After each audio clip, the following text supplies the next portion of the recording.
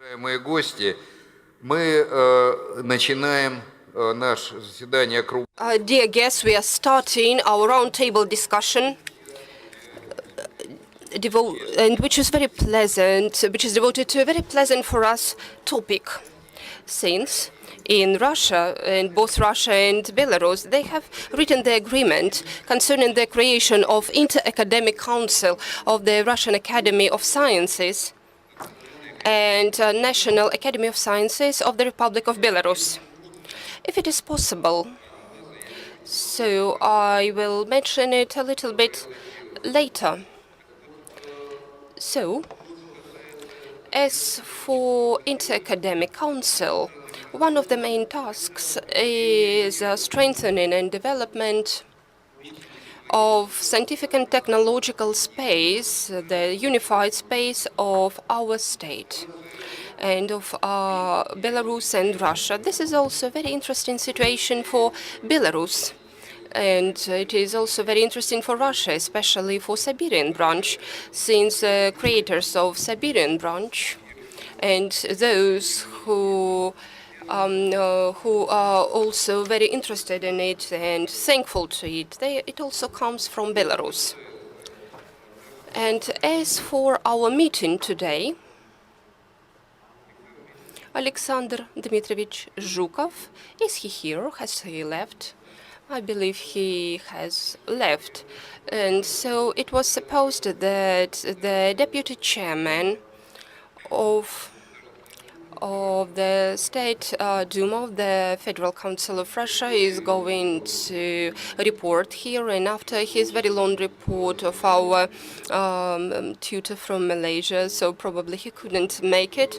And I believe that as our plenipotentiary representative has on Siberian Federal District, Sergei Ivanovich Minyailo, said that Russia and both Belarus, they have their own ways, since we solve a lot of tasks, and since why we are very grateful that the plenipotentiary ambassador of the Republic of Belarus and the Russian Federation, who is also at the same time the deputy of Prime Minister concerning the activity of Belarus within the frame of our two states, Vladimir Ilyich Simashko, came here.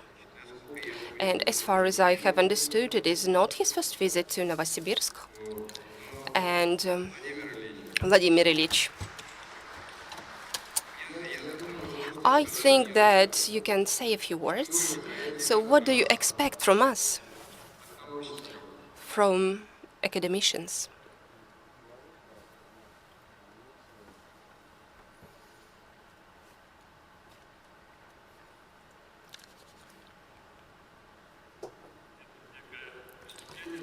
So I was preparing a kind of a report, but since I would like to say in my own words, since it's come from my heart, so since as a first vice prime minister, I was in charge of agriculture and industry, and I'm sorry, that industry, energetics and science, but I would not like to boast of my results, but I would like to say about some facts. So since there was a difficult time when there was a collapse of the Soviet Union, and so it was not predicted that we will not be an independent state, and the republic will survive, and there will be Russia, Ukraine, Uzbekistan, and Kazakhstan who have some raw materials, and since there will be like independent republics. But in 25 years, I would like to say, as a state, so we are also in both political and economic and social aspects, we have formed as a state. We do not have natural resources, oil, gas, and some mining resources, but it is not really good that it is really so. But so we have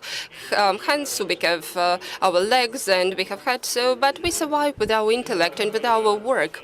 And when the forum was open, I also mentioned the fact that we have something to report about. I mean, in a positive plan. So since when first ex-Soviet republics, they couldn't come back to their level, and indicators in different types of industry and agriculture and energy level. So in Belarus has some results, and as well as in the industry, we have 2.3 times growth, and it is not my personal actually assessment, but this is assessment of the World Bank and the United Nations. And as for agricultural production, we have the 6-time growth of labor intensity, as is in the Soviet time. This 1991, 1,068,000, and last million, we have 4 times less people who work there, but we started producing 4 times more crops and more milk and even meat. So, and if we look in the 4 times less, and so we try to do 2 times more and selected 1.2 and even 4 times we have growth. And as for energetics, we have a situation when the active part of our main funds, I mean, like stations and SL networks, it was outdated to 80%. And if we have a kind of a thesis, so since if you have such a kind of failure about 45%, it is a very good state of this fund. But if you have 65%, it is pre-crisis. And if you have more than 68, so we have a crisis. So we had 83%. And this is a kind of, to sum up about this period, so we have 42%, and now we are in the zone of a good state with the start of nuclear station. So thank you so much. Thank you to Rosatom. Thank you to Russian people. So we are starting the first block, and in 2021 we are starting the next block of nuclear station. So, and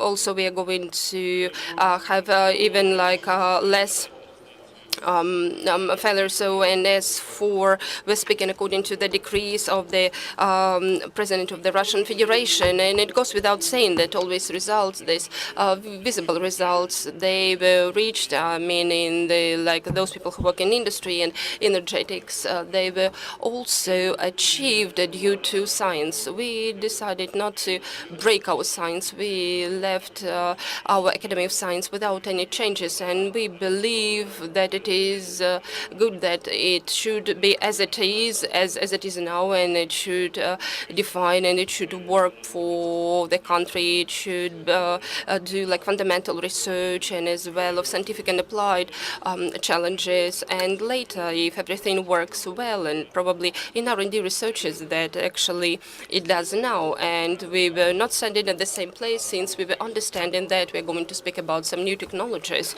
And as I always say, that we should not give up all technologies. Is the tractors that you can see when you enter here. We actually produce it all from 25 horsepower to 65 horsepower. It is the third like technological order. So maybe like we're talking about the fourth order. But you see, MTZ tractor 4555. So that is the tractor which MTZ 42.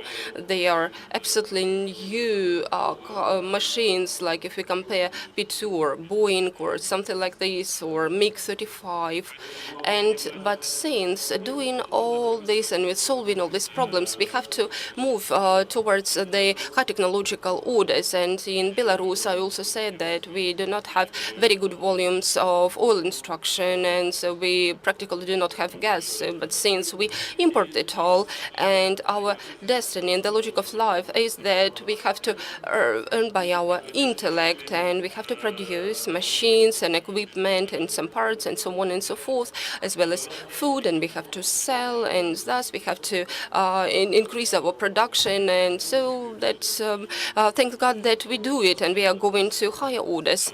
And together with other, like about 13 years ago, I had to deal with a very serious, or probably that's the first decree of the president, to create the park of high technologies. So it is IT park. I would like to say that we had a lot of opponents. About 20 years I was going rounds and I was proving that this is what should be created. There were two arguments that were critical. The first one, that when I said that the assessment of the leading experts, of the global experts, that when at the turn of the 20th and the 21st centuries, in any product which is a product, so it can be so any kind of products, agricultural products, there's locomotive and so on and so forth, but we need to invent something mechanical cannot invent something from the zero. There should be 50% of materials.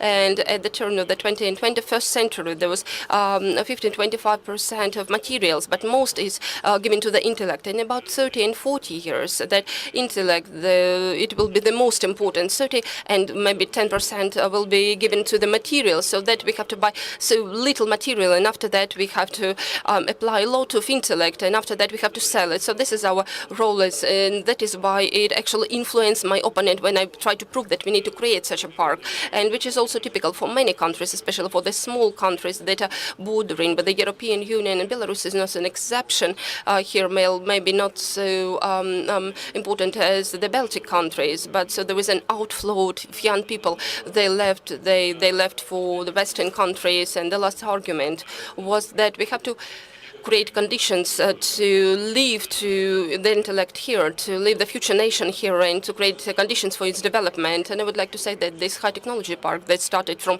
scratch and probably from minus, since there were a lot of oppositions, we created this in the following way. We studied the parks that were working, like, for example, in India, that were developed in Japan, in South Korea, the Silicon Valley, in the United States, in Germany, and so on. And after that, so we had some tax benefits or some other benefits, and probably some tax benefits. So this is like it was a kind of an unknown like a business that doesn't pay any taxes. So that we have about 50,000 people who work there, the residents of this park, and mostly these are young people. 50,000, as far as I remember, 457. So most of them are like entrepreneurs from Belarus, so joint ventures, or for example enterprises from other countries. And the volume, the main revenue is $1.450 billion. Just to compare, I mean, Belas, that you know, this is a well-known brand. That the revenue was 850 million. So that's in order to produce them for such an amount. We are going there tomorrow, and we will look at your neighboring areas. So how Belases work there. Just to produce at 180, like for example, we need to invest 700 into engine, into gear, and after that to buy something, and we have about 150 or 20. So this is like a net thing. So this is like a result. And so this is how we work, and we are very happy with this pilot project, as it is called. And this is about, I would like to say, like maybe to criticize like a little bit. We have an idea to create the park of bio-nanotechnologies, like the Biogratis, as it was called. In addition to that, so we have very good foundation for this. And we were not very persistent in it, but I believe in the finish. So we have 32 signs that were already accumulated, but I believe we need to finalize it just to create a kind of biogrid and to be involved into nanobiotechnologies. And I believe it is like the 5th or 6th technological orders, and I believe that in a couple of years we need to say that we have reached this result. And we also in our Academy of Science have very serious achievements, I mean, concerning the space industry. Belarus is not a very big country, but it has like equipment and technologies when we produce satellites, and as well as like hardware for them, and this is also a very good achievement. And so we also have achievements in microelectronics. So we have preserved such a monsters of integral. This is 47,000 people, but so still there are less people who work in it. But since when I see that the volume of production, so this is our, like in Russia and Belarus, in the post-Soviet space, it is like the main supply of these details. I would like not to focus your attention on this. So since we have not only talks, but we have specific developments, and like to create new technological orders, and also to give them to lead their way into life. So to provide it, so Belarus and in Minsk and in every regional like center, there are high technology parks where they have a lot of benefits for work. And Belarus, with a decree, I believe it was on the 10th of May of 2011, there was a decree of the president concerning the support and investment climate in the country. But so it means all the cities and towns, like excluding only 10 of them. So there were very good benefits, super benefits for the support of innovations and investments. Like, for example, from the time when you came and you invested something and you built the factory, but when you come to the specific like project capacity, so you have 7 years of tax. You may not pay revenue tax, and we also, with cooperation with the Republic of with China, we have created a very big industrial zone, and we have created all the infrastructure, and there are also very, very good benefits. And as for income tax, I mean, the residents of this zone may not pay that revenue tax for up to 2054, and this is such a great support. And if somebody has a kind of a basis, you're welcome to Belarus. And on the other hand, we also have the basis, and this is we are going to we worked here, and so and after that we will visit some enterprises and people like come. So let us like organize of like buses production or electrobuses production. So we also open for this concerning and based on the legislation that we have in Belarus and in Russia. I believe that they will be getting closer and closer, since we are working very closely on the new program to create this kind of our state, our neighboring state. On the 6th of September, I believe you said that our Prime Minister, they initiated a new program, and on the 7th of December, there will be 20 years of our previous program, and there will be an event, and probably they will sign a number of documents that will help us to make our positions close and also to create very good and favorable conditions. So, our dear friends, I would like to say I'm also impressed by the spectrum of the topics that you're discussing here, and also that as a result of this forum is going to provide the solutions on very many different issues and problems. I wish you fruitful work and success. Thank you so much. Thank you so much, Vladimir Ilyich. Thank you very much, Vladimir Ilyich. So I would like to ask you a question. When we were coming here, and so we have read the Kommersant newspaper, and there was some information concerning the program of the development of your country. And it was said that the science wasn't taken into consideration. I am not going to reveal the content of such kind of programs, but there are 31 road maps. So in different directions, oil products, transport, gas, agriculture, and there should be the just universal industrial policy.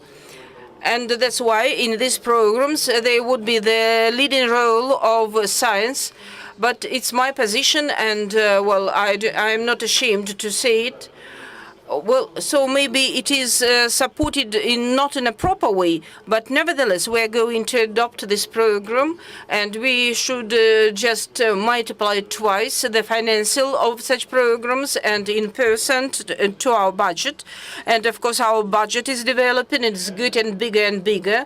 And in reality, now the financial of science is getting twice or twice and a half bigger. Thank you. And so we have just fixed it 2.5, but in Russia we have got another situation. So it's a little bit lower in Russia now. We'll try to say it, but we hope that it will happen in reality. But for example, in Finland, so the increase is 2.8, and we think that is, if, for example, in Israel, in 44 times the expenditures for science more for a citizen. And of course, we are supposed to solve these problems, and that's why the Israel so got into this such kind of situation, and some other cities, states. So speaking about the advanced level of technology, the advanced level of science. So I would like to express gratitude again.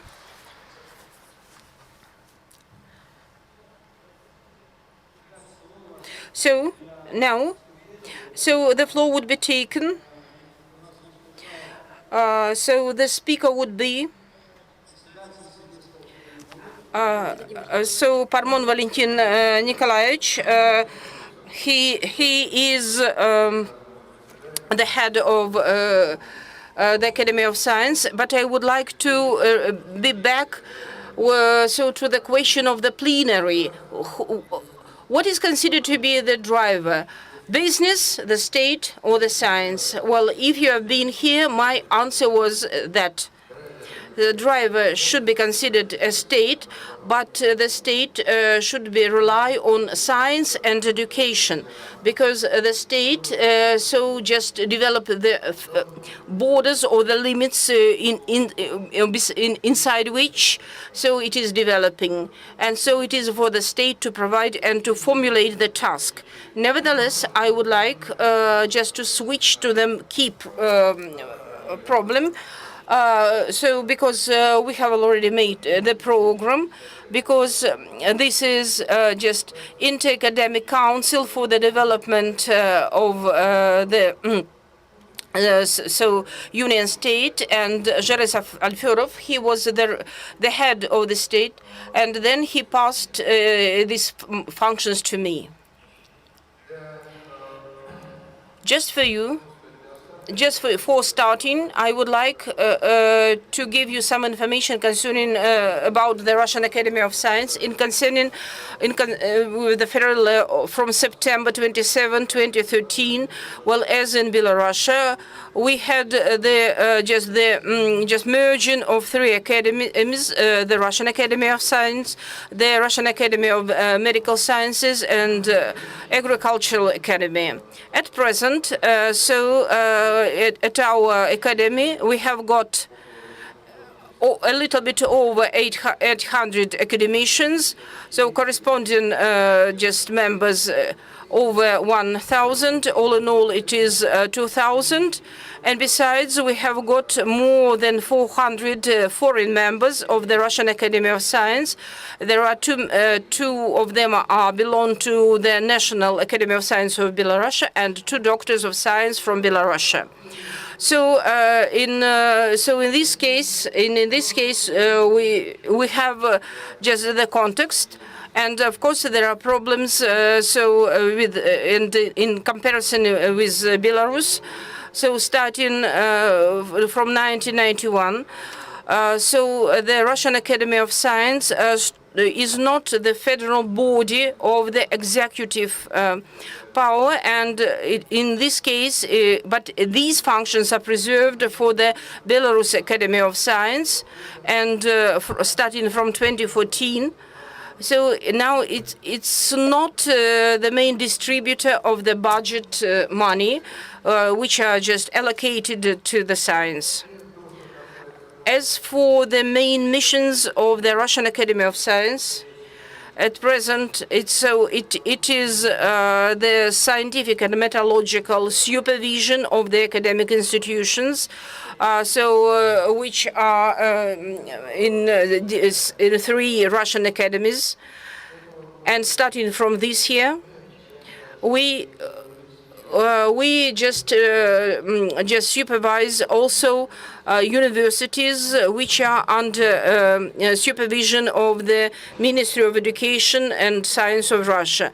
So, and the main activity, international activities, expertise and forecasting, and starting from 2018, so it is international activity, and it is extremely important for us. So what are the main organizing tools for cooperation, inter-academic cooperation between Russia and Belarus? It is Inter-Academic Council. I have already told about it. It was created in 2004. Last year, and the last but one, there were some amendments to its functions, and it was positive amendments. And the last meeting was in September 2018 in Minsk and May 2019 in Petrozavodsk. And so we can consider that this meeting is also, it is the inter-academic meeting. And besides the council, So we have got International Association of the Academy of Science. So this is International Association of Sciences. So it was created for the sake of just merging the efforts of ISIS and Vietnam for solving on different bases important scientific problems, and now it was academician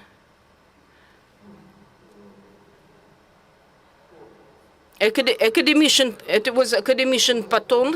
Now he is 102 years old, so he passed the lysisim to the president of the Belarus Academy of Science, to the academician Sako, and now in the nearest days there would be this meeting of this international association in Dushanbe. So the last meetings took place in 2017 in Minsk, in 2019 in Moscow, and in 2021 again it will happen in Minsk. So there are several tools of cooperation. We have got just awards of Belarus Academy of Science and Russian Academy of Science, and in Belarus. So this is the award named after Kaptuk, and he is quite he's very important for Siberia. So it is the last meeting of the bureau in Petrozavodsk. It took place at the presence of the president of the Russian Academy of Science. It was very constructive, and there was the agreement to organize this symposium. It should take place annually and during this forum. So what is very important that there are special regulation documents. Well, they just state the priorities of the scientific and technological development of Russian Federation and the Republic of Belarus. So in Russia, it is the orders of the President of Russian Federation. It's from the 1st of December 2016, and in the year 2018, it was the order concerning the national goals and strategic tasks of the development of Russian Federation up to the period of 2024. And as for the realization of the tasks which were just formulated and in post-Soviet years, now we have emerged the national project science as in Belarus. So there are also relation documents. I think now the acting one, it is the order of the President of Belarus, the priority development of the scientific and technical activity in Republic Belarus for the period 2016-2020. Now maybe it would be just a little bit renovated. And what is very important, that at the meeting of the different meetings of Bureau, at the joint meetings of the presidiums of the KMC. So we have compared our priorities, and they're quite identical. And at present, the financial basis for our cooperation is the programs of the Union State. And for example, for September of this year, the programs which were initiated in Belarus, we have already done 15. Now in action are 4, and now we're forming 21 programs. It's a pity that the Russian Academy of Science, well, it could be contractor. We couldn't initiate the program, but we should agree with the executive bodies, and of course, well, so it damages Russian science. Well, as for the perspective researchers, we have just agreed several stages. Well, and I consider Well, they are quite useful. I just read them. It is the research of just space, polar regions concerning the problematic of ecology and climate changes, the research and development in the area of atomic energy, the development of the agriculture, technological of electric transport, IT technologies, the technology of nanobio and additive technologies, high-tech technologies in chemistry, oil chemistry and forestry, the technological of uses just mineral raw resources for creation, science-consuming industries. And for example, for the first time in my experience, we discussed for 12 hours. We listened to 24 scientific reports. They were formulated concerning this list of priorities, and we are very grateful to Belarus side that they made it possible to finance the coming here to the Siberia of 12 specialists. I think you think that here in the center of Novosibirsk we have got a small chapel. It was built before the revolution, and it symbolizes the center of Russian Empire. And so now the geographical center has moved a little bit to the east, but nevertheless we are just in the center of Russia. So we are working quite productive for 12 hours. We were discussing, and we were meeting each other. We were getting information about each other, and it was the main task of our symposium just to meet people who are just working on the similar problems from Belarus side and from Russian side. And so they were not only people or scientists from Siberia, but they were specialists from Moscow. And if such projects would be realized, but of course in this case we'll just also invite the specialists from other regions of Russia. And so it's extremely important that we have made the conclusion concerning their cooperation in the field of informatization. And so these decisions are not already fulfilled, and we should do just this site, which would be used by all of us. And so we have made the agreement that we should provide more active policy in the area of scientific publications, popular science. And so, dear friends, so we have got a lot of plans, but what is considered to be extremely important, that it goes without said, that without our mutual cooperation, and it is in the framework of our state. So, of course, but if they and maybe will be just shift to different places. But now we have got the notion of scientific diplomacy. Of course, we live in different countries, but nevertheless, we are just a sort of just contact between science, because science is considered to be international. It is a phenomenon without borders, and we understand each other quite in a good way. Well, as for just the awards for 2018, there were 3 main awards. Well, for the extraordinary scientific results in biochemistry, protein biochemistry, monoxidase systems, biotechnology, and then what was connected with the smart materials, so it's functional materials. And the third one, it is the work in the field of humanities connected with our mutual history. Of course, the most difficult period in our life, the life of the Soviet Union, it's the period 1941-1945, when there was war, and so this war passed via Belarus, and then it approached Moscow, and of course the role of people from Siberia was of extremely great importance.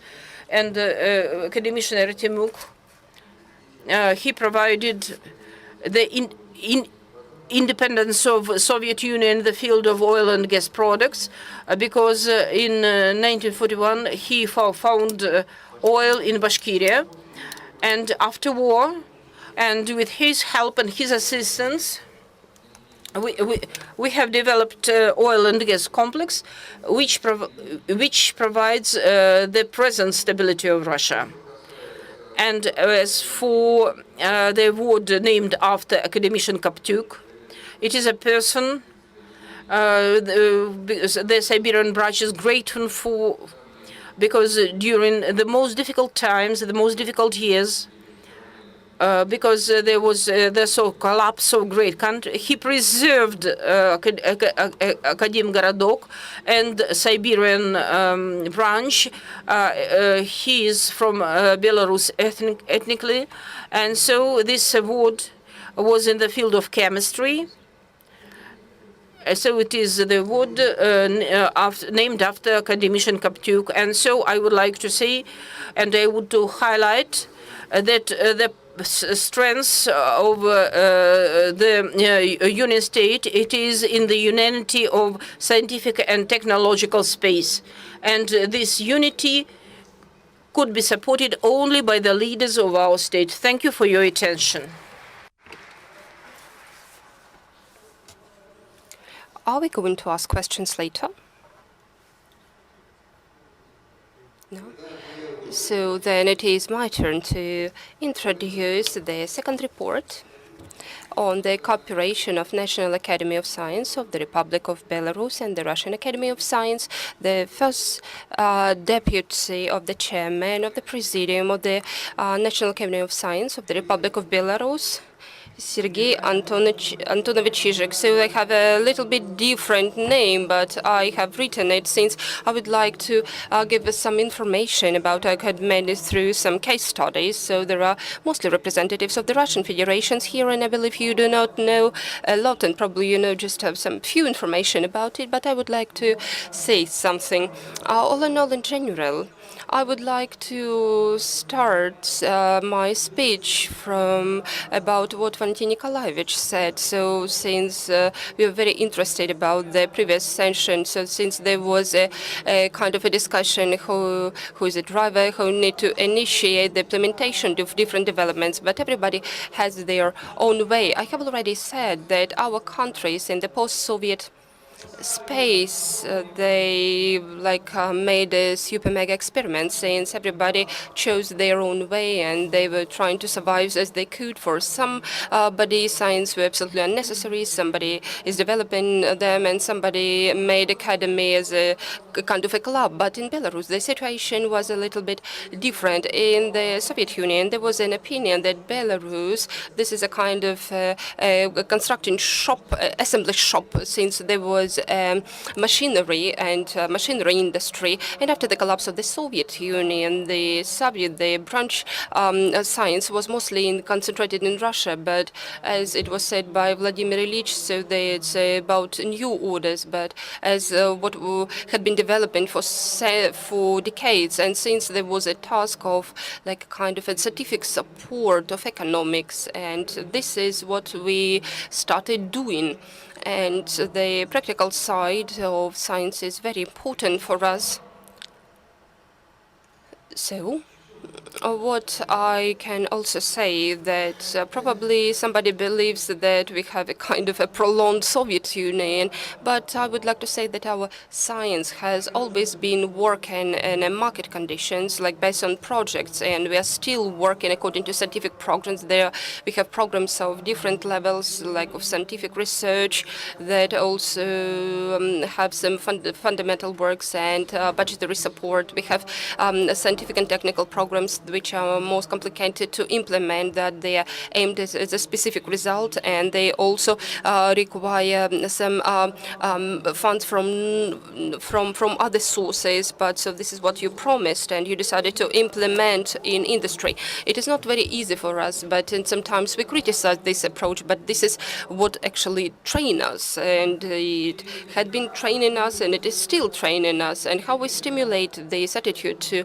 implementation, And what I would like to say, and sincerely would like to say that when Vladimir was working in the country, he was in charge of science, and we treat him with great respect since he understood science, and he had demands, but he also supported it. But his approach was that we had Vladimir Ilyich, I believe you remember, there was a list of Semashka, and we also name it in such a way. So since there was a list of tasks that are required by the different branches and the Ministry of Industry and Agriculture and Healthcare, and according to this list, he collected us during some period of time and in some ministry and the institutions of the Academy of Sciences that work in these branches. And so we tried to understand whether we are going to work here or not. I cannot say that everything was implemented perfectly, but some results and the work of a number of enterprises, like, for example, such giants as Bilas and BMZ and so on, that actually it benefited from such an approach, from such a list, from administrative approach. And the second reason why we have to implement is financing. Of course, since budgetary financing is most enough, and everybody understands it is not enough both in the Russian Federation and in our republic, not mentioned in other republic. And we have set the task that financing will be like in the 30-30-30. Like 30% is budget, another 30% is that the funds that we get from some agricultural agreements in our country, and 30% is experts. These are contracts. So if you produce something useful, then the people should see it in the world. They have to buy it. Another 10%, and 10%, it is a kind of a balance. They can go to different areas. It all depends on a situation. And this is what we do, and nobody actually scolds anybody for this, but this is the task we set, and this is the way we follow. And let us go to the core of the business. It is a passport of the academy, as we call it. What I would like to say, we had 115 organizations in our academy. About 70 of them is scientific organizations and institutions, and 30 and 35 are our production structures, like a kind of innovative structures and infrastructures. And I would like to say we have a kind of a sanatorium, and we have polyclinics and a kindergarten, which is also necessary, I believe. Well, as for the sites, we can compare it with the Siberian branch, for the number of people who work there, and the institutions that are involved. And it is very pleasant for us to work with the Siberian branch. And I believe that you also are targeted at the final result, and we understand each other. And directly we actually report to the government. And as for the chairman of the Academy of Science, it also takes parts in the meetings of the government. In addition to kind of this scientific support of our industries, there are also some other directions, like, for example, airspace, sciences, and also the construction of Belarus nuclear station, informatization of the country, and biotechnological branch industry, as Vladimir Ilyich has already mentioned. And so this is, it works not as we wanted due to the condition of, that Belgrade has not been created. Well, as for all the sciences, as it is a global experience, it is a publication activity. So how we are read and where we are read and how we are quoted. And as for the last year, in 2018, this is our data, our leaders, like Institute of Physics, about 300 articles in the quoted journals.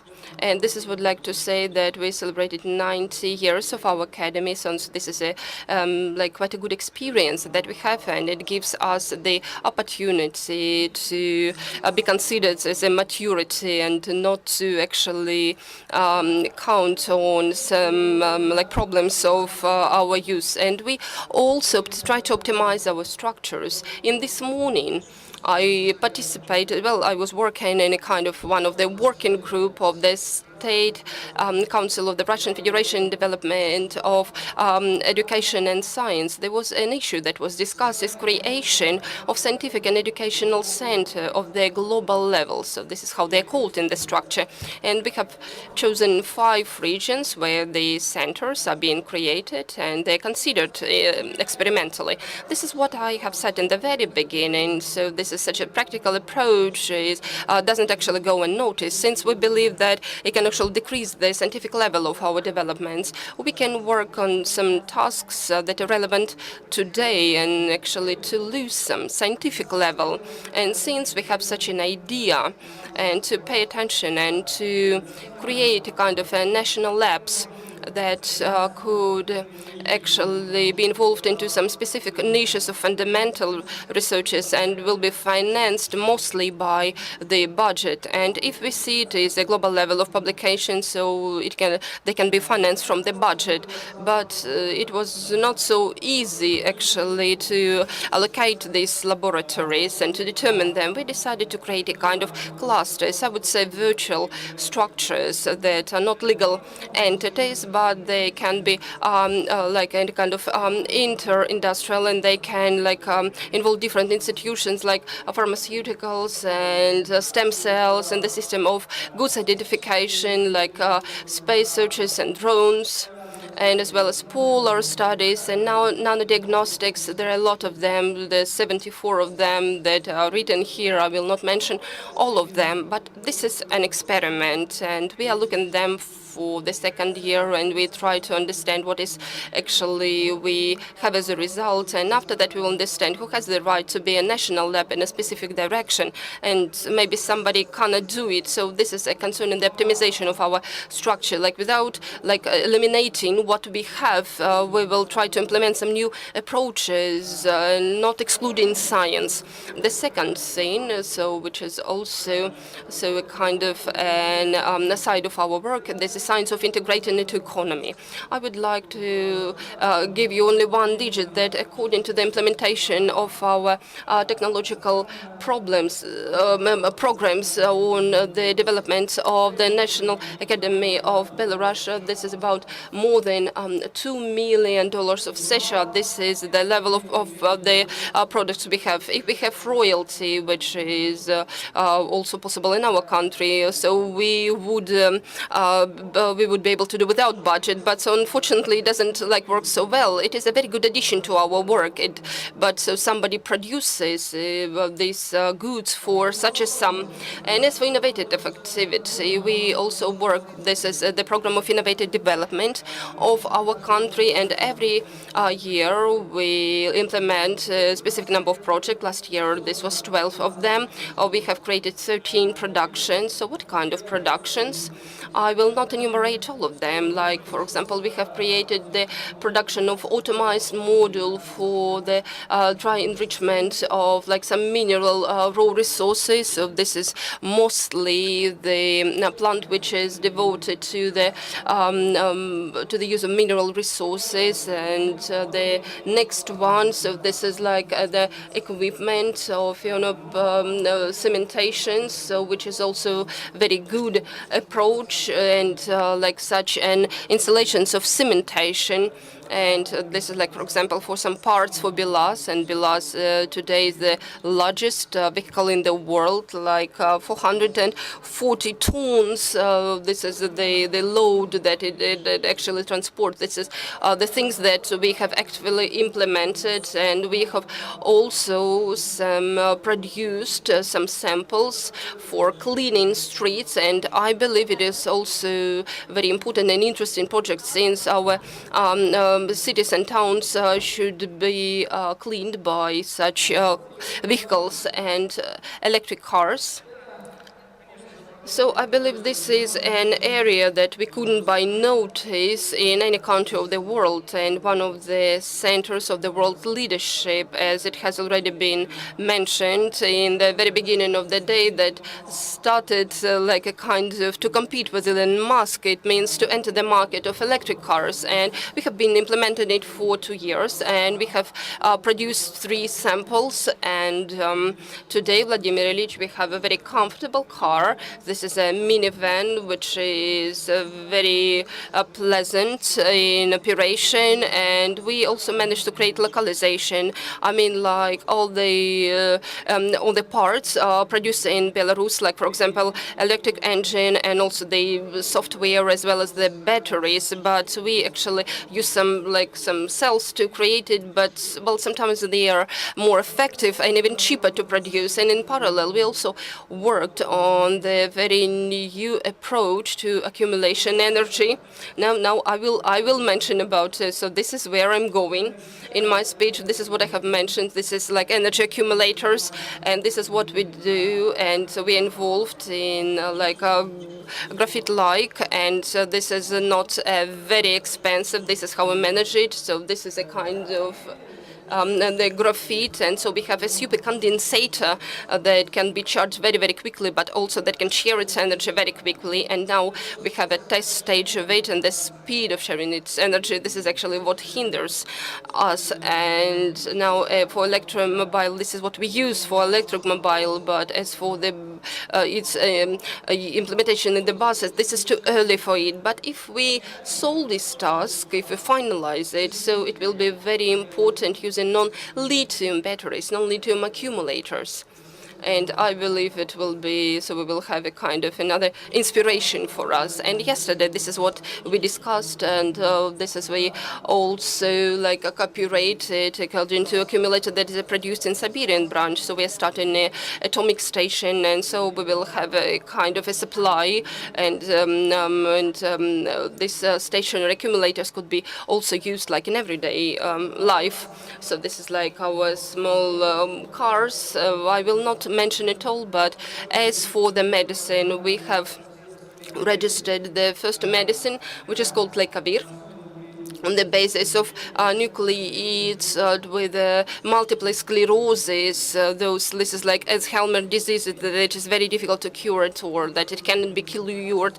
But we have done all the tests, and now we have actually implemented this into the market. As for the stem cells, so this is what we have in the design of the ophthalmology diseases, so like dental diseases, as well as some dermatology. And for a number of years, we have stem cell center, and also we would like to invite our colleagues to cooperation.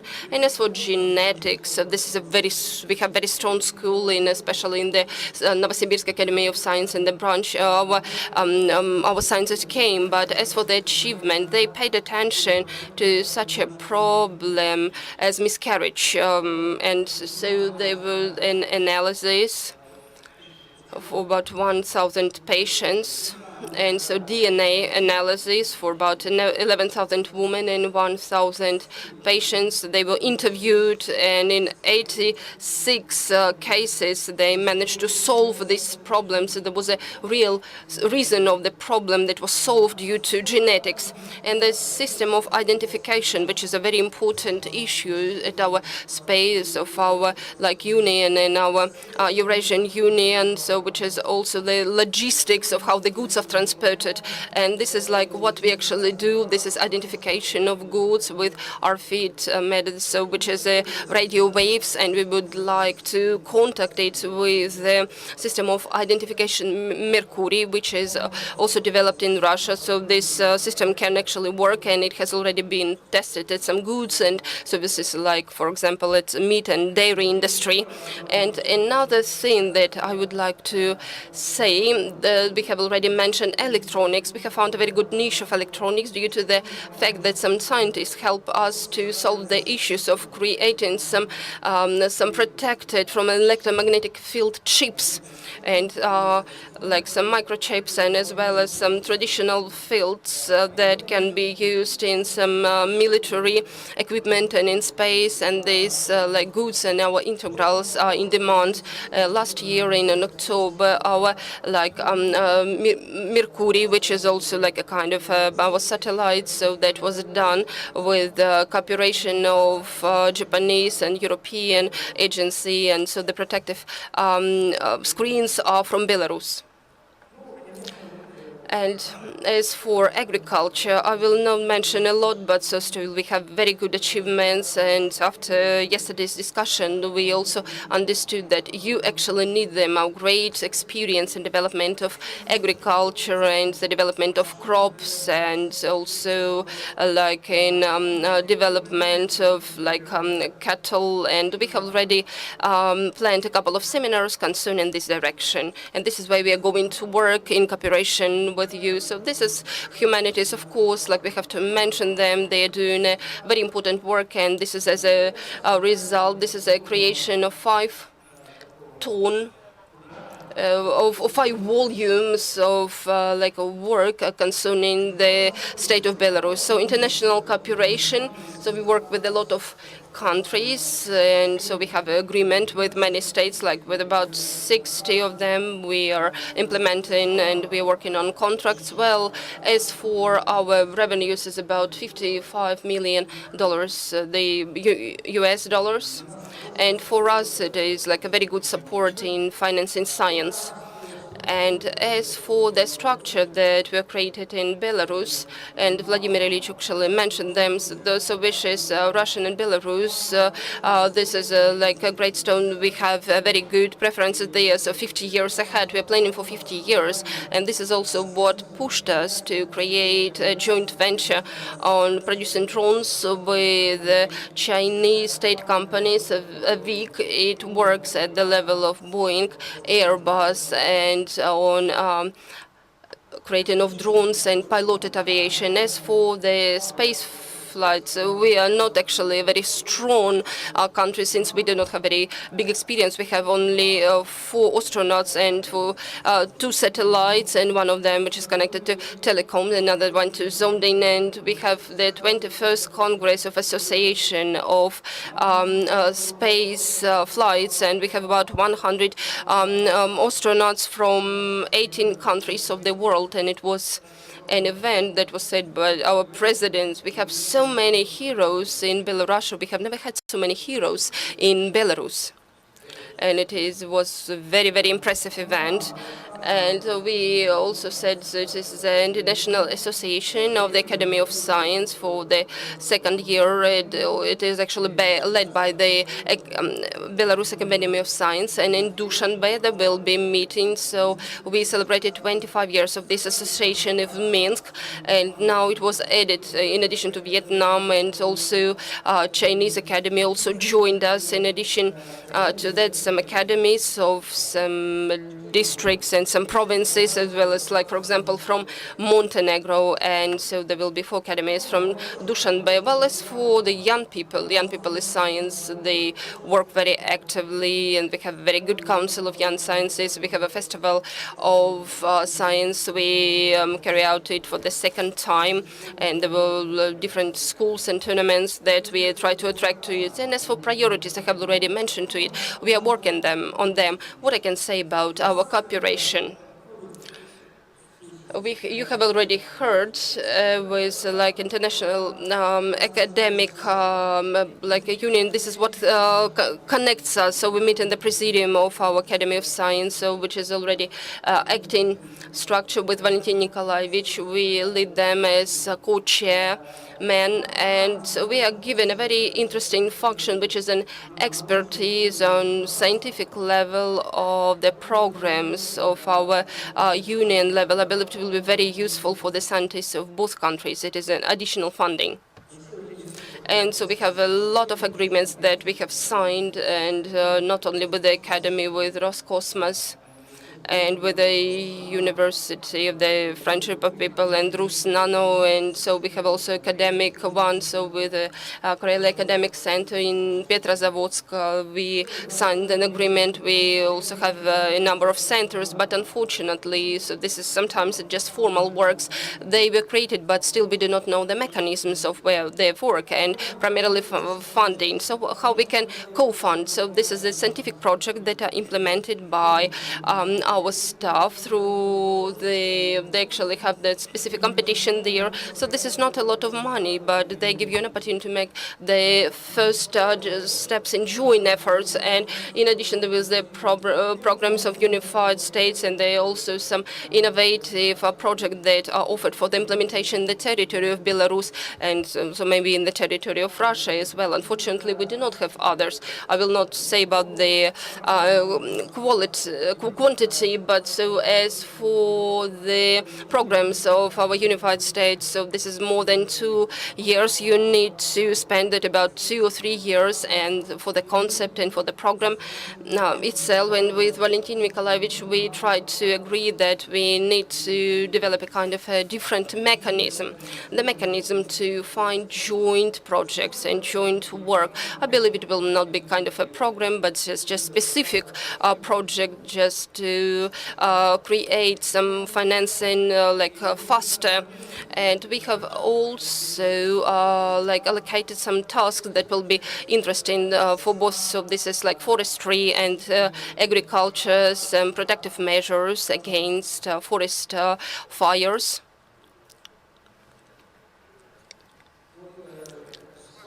And from your side, we would like to have a kind of assistant in our joint work on, also the repository of waste nuclear fuel and the start of our nuclear station. This is the task that the targets that we face. Valentin Nikolaevich has already mentioned some prospects that are also of interest for both academies and for both countries. We have carried out a seminar, and in the first row of this audience, there are the participants of our delegations. These are directors and deputy directors and the most active academicians. And as for the young scientists, they are eager to work. They would like to unite. So therefore, they were asked to be introduced, but probably we do not have time for this. But they will deliver very short reports in about 5 minutes. Thank you so much. Thank you for your attention. Sergey Antonovich, thank you very much indeed. So I think that there would be question and answer session a little bit later. Vladimir Viktorovich Ivanov, he is the deputy president of the Russian Academy of Science.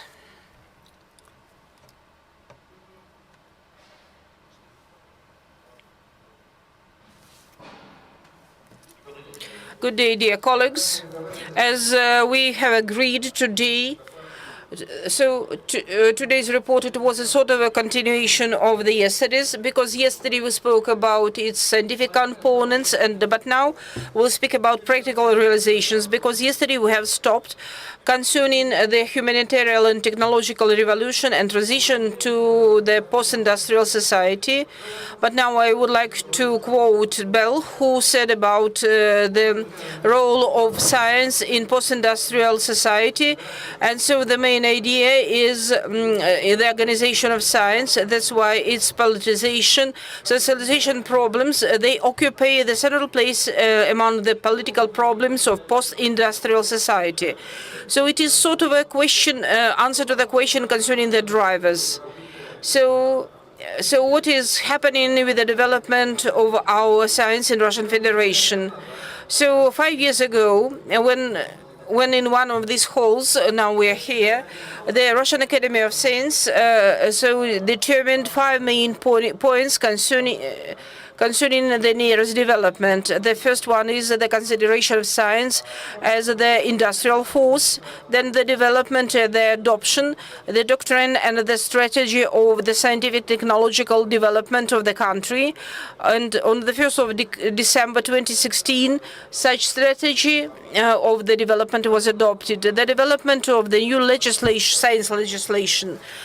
Now a new version is under consideration and discussion.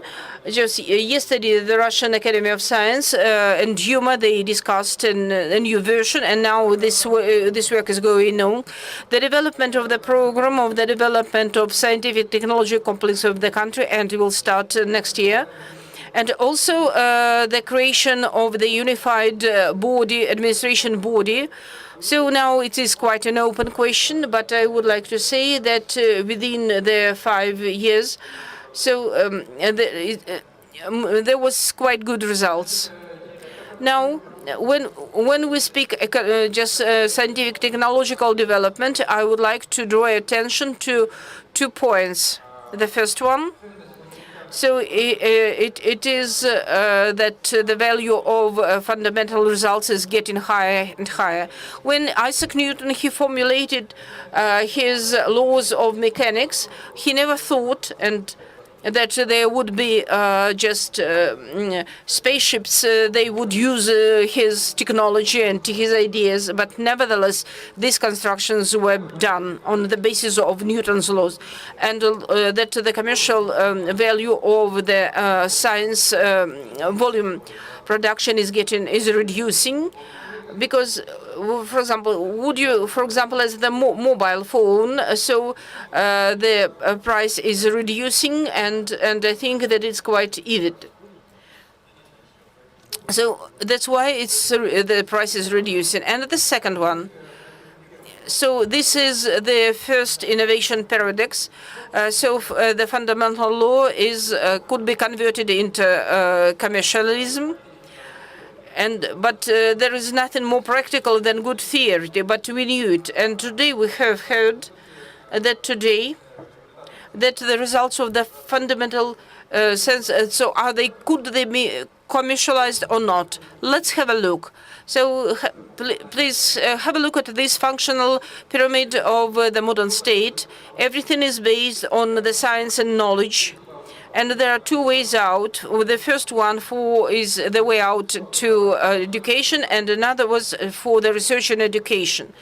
And everything in education is based on it. That's why the global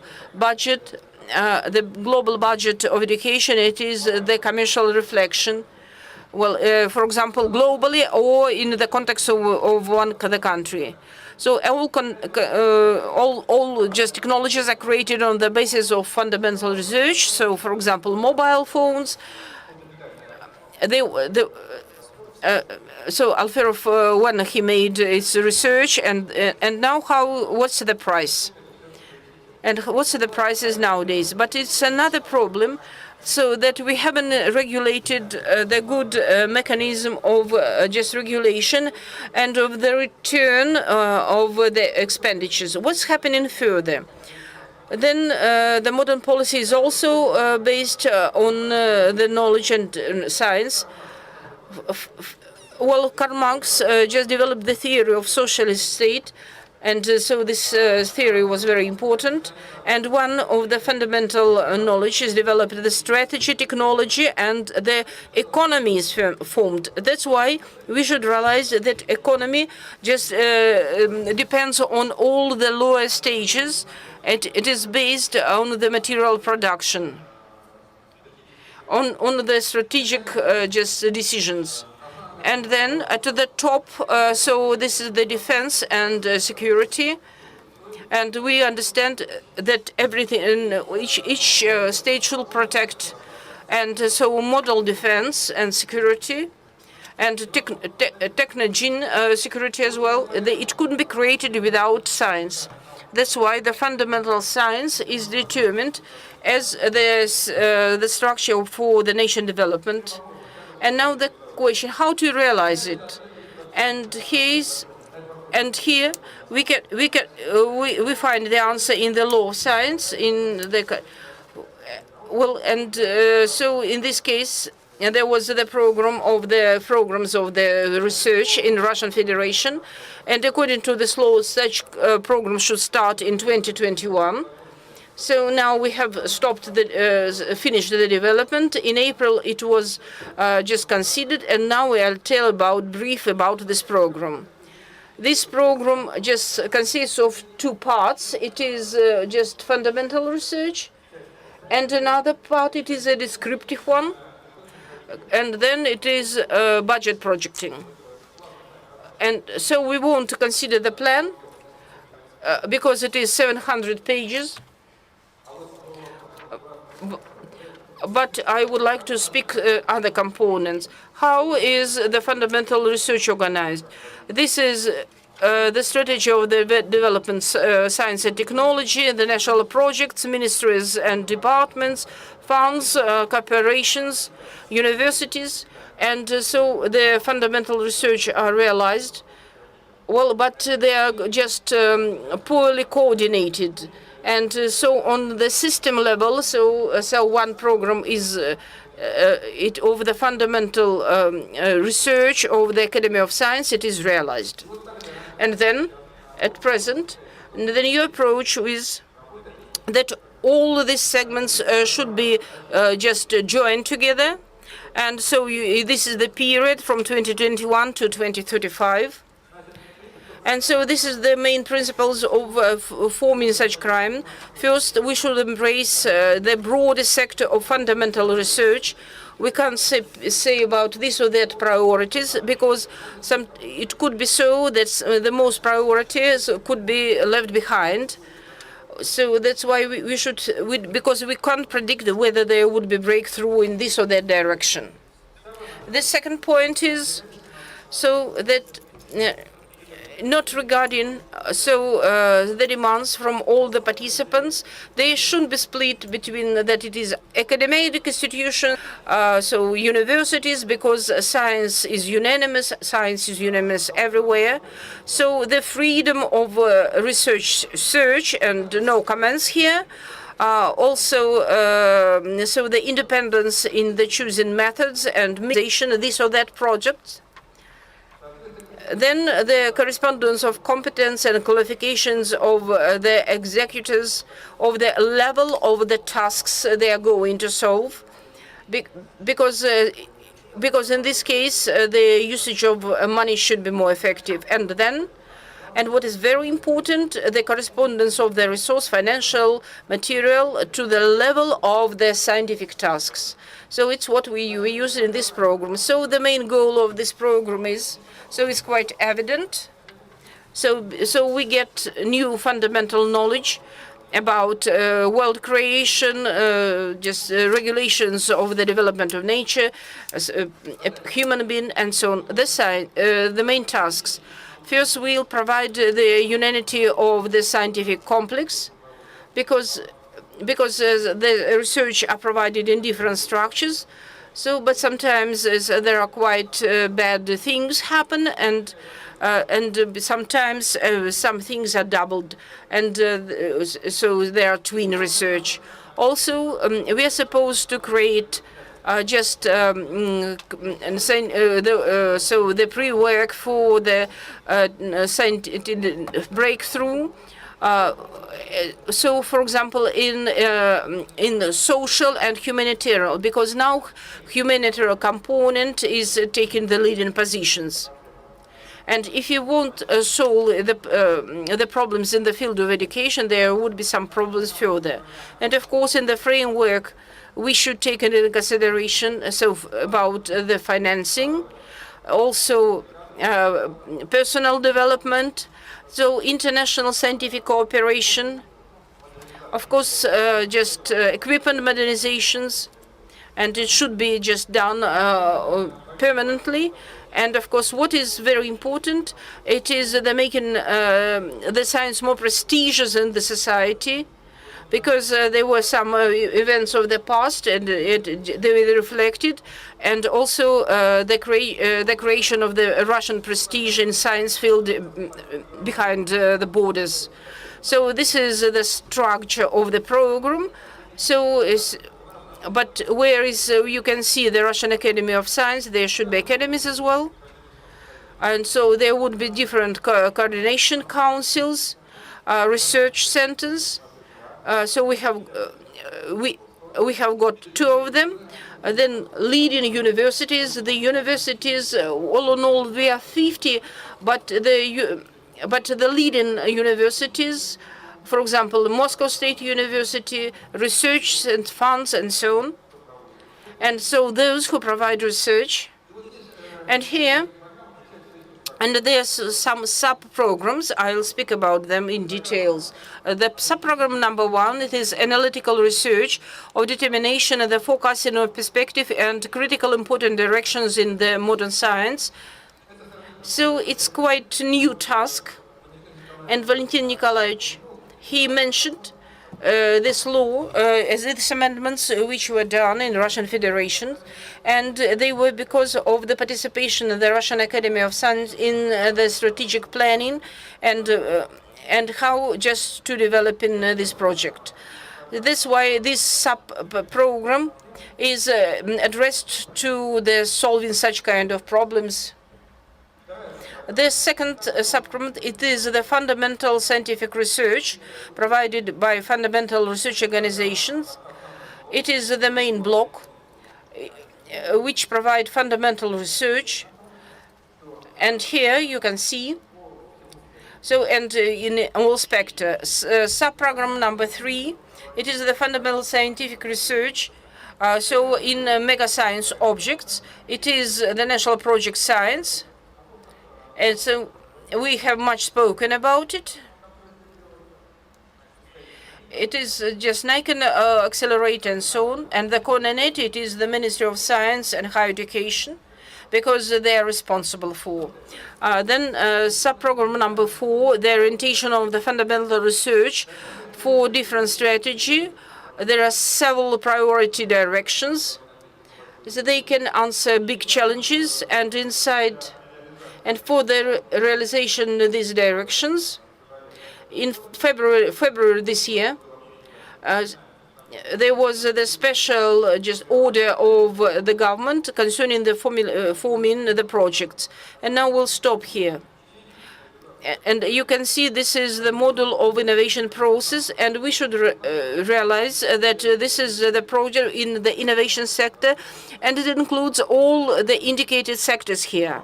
But so the success could be only in this case because everything should be done on the unified scheme, unified model, and there would be so one supervisor everywhere, because there should be a head responsible for the success and for what has happened. In case we create such kind of system, so we'll determine so the volume of financing. And so it should be decided in each case, because we can't forecast what priorities could be. And then initiative fundamental scientific research financed by scientific funds from federal budget.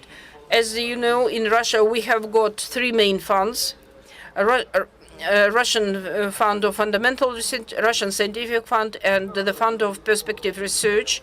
They have got their peculiarities, their legislation, and also the system of expertise works in a proper way, and I think that it would be working automatically in a proper way.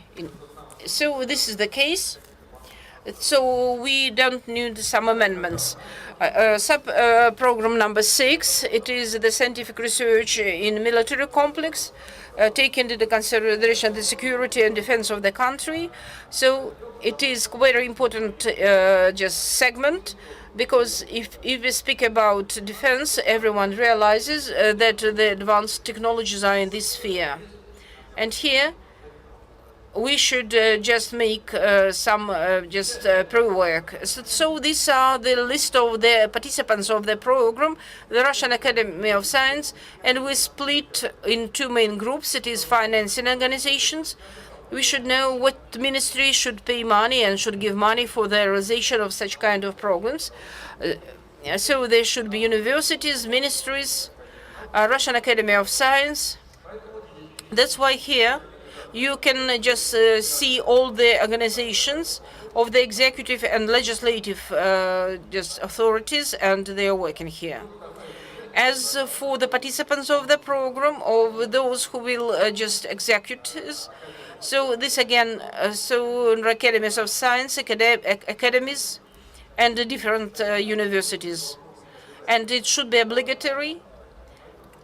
And it should be obligatory in their programs that they take part in fundamental research, because in this case, in other case, they shouldn't be financed, and it won't be possible to control them. And also financing of the program events. So this is there should be the special scheme, and in program 2 we decided to restore the program integration 2. It happened at the beginning of 2000 years. It started to work because they were just. We think that we had quite good experience, and now several words about money, because so we are constantly speaking about money. If you look at the dynamics of financing the financing of research in Russian Federation, you can see that well, sometimes there are too much, sometimes too little. But for example, if you compare with GDP, so in this case we are not so optimistic. Have a look. We occupied the third position from the left. So with the percent of GDP, you can see the numbers, and they are quite just informative. And of course, so have a look with the difference between GDP of United States and our. And so what should we do in this situation? So this is the changes of expenditures for fundamental research. And you can see that the last years it is just on just the same level. They never change. It means, so we have just made 3 ways of evaluation of resources. And so, and how to fulfill the task to get into the first 5 countries or the leading countries in the world. We should increase the financing 2.5 times. So this is the problem we are facing. And in case it would be solved, so what is the expected results? So there should be just pre-work for formatting the modern technological basis. So it will make the possibility of transition of scientific technology complex for the sustainable development and sustainable growth. So as we consider, we solve the personal problem and will restore the leading scientific schools, the restoration of the education and scientific complex, and so the effectivity would be higher. And several words about the unanimous scientific technological space. Vladimir Nikolaevich told us, so what has struck it? That there are no priorities in the field of humanities and social sciences. And so it's very important. And maybe at our meeting, we'll speak about these priorities. And the second moment, so it's necessary for us to develop the mechanism of integration of fundamental scientific research of Russia and Belarus. Yesterday we spoke about, so there's no country in the world which could conduct all just independently fundamental research. So have a look at the European Union. So they provide money for conducting fundamental research on the territory of the whole Europe. So it's necessary for us to think about the scheme of such collaboration. Maybe we won't need some additional resources because we are already doing some mutual resources, and then maybe we'll think about we'll split this separation field. And I think it should be the first step we are supposed to do in the nearest future, and how to work about these mechanisms. And as for the program, I think this month will stop all so the technical development,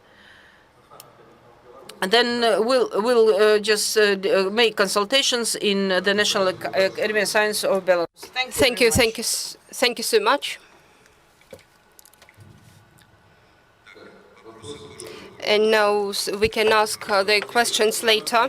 Dear friends, so we are working till 7 p.m. Since at 7 p.m. there will be a governor's reception, but may I have a request? So we have 5 or 6 and even 7 people who are going to report here. So maybe not more. We have a time frames of not more than 10 minutes. Okay. Well, Konstantin Vladimirovich Harlamov,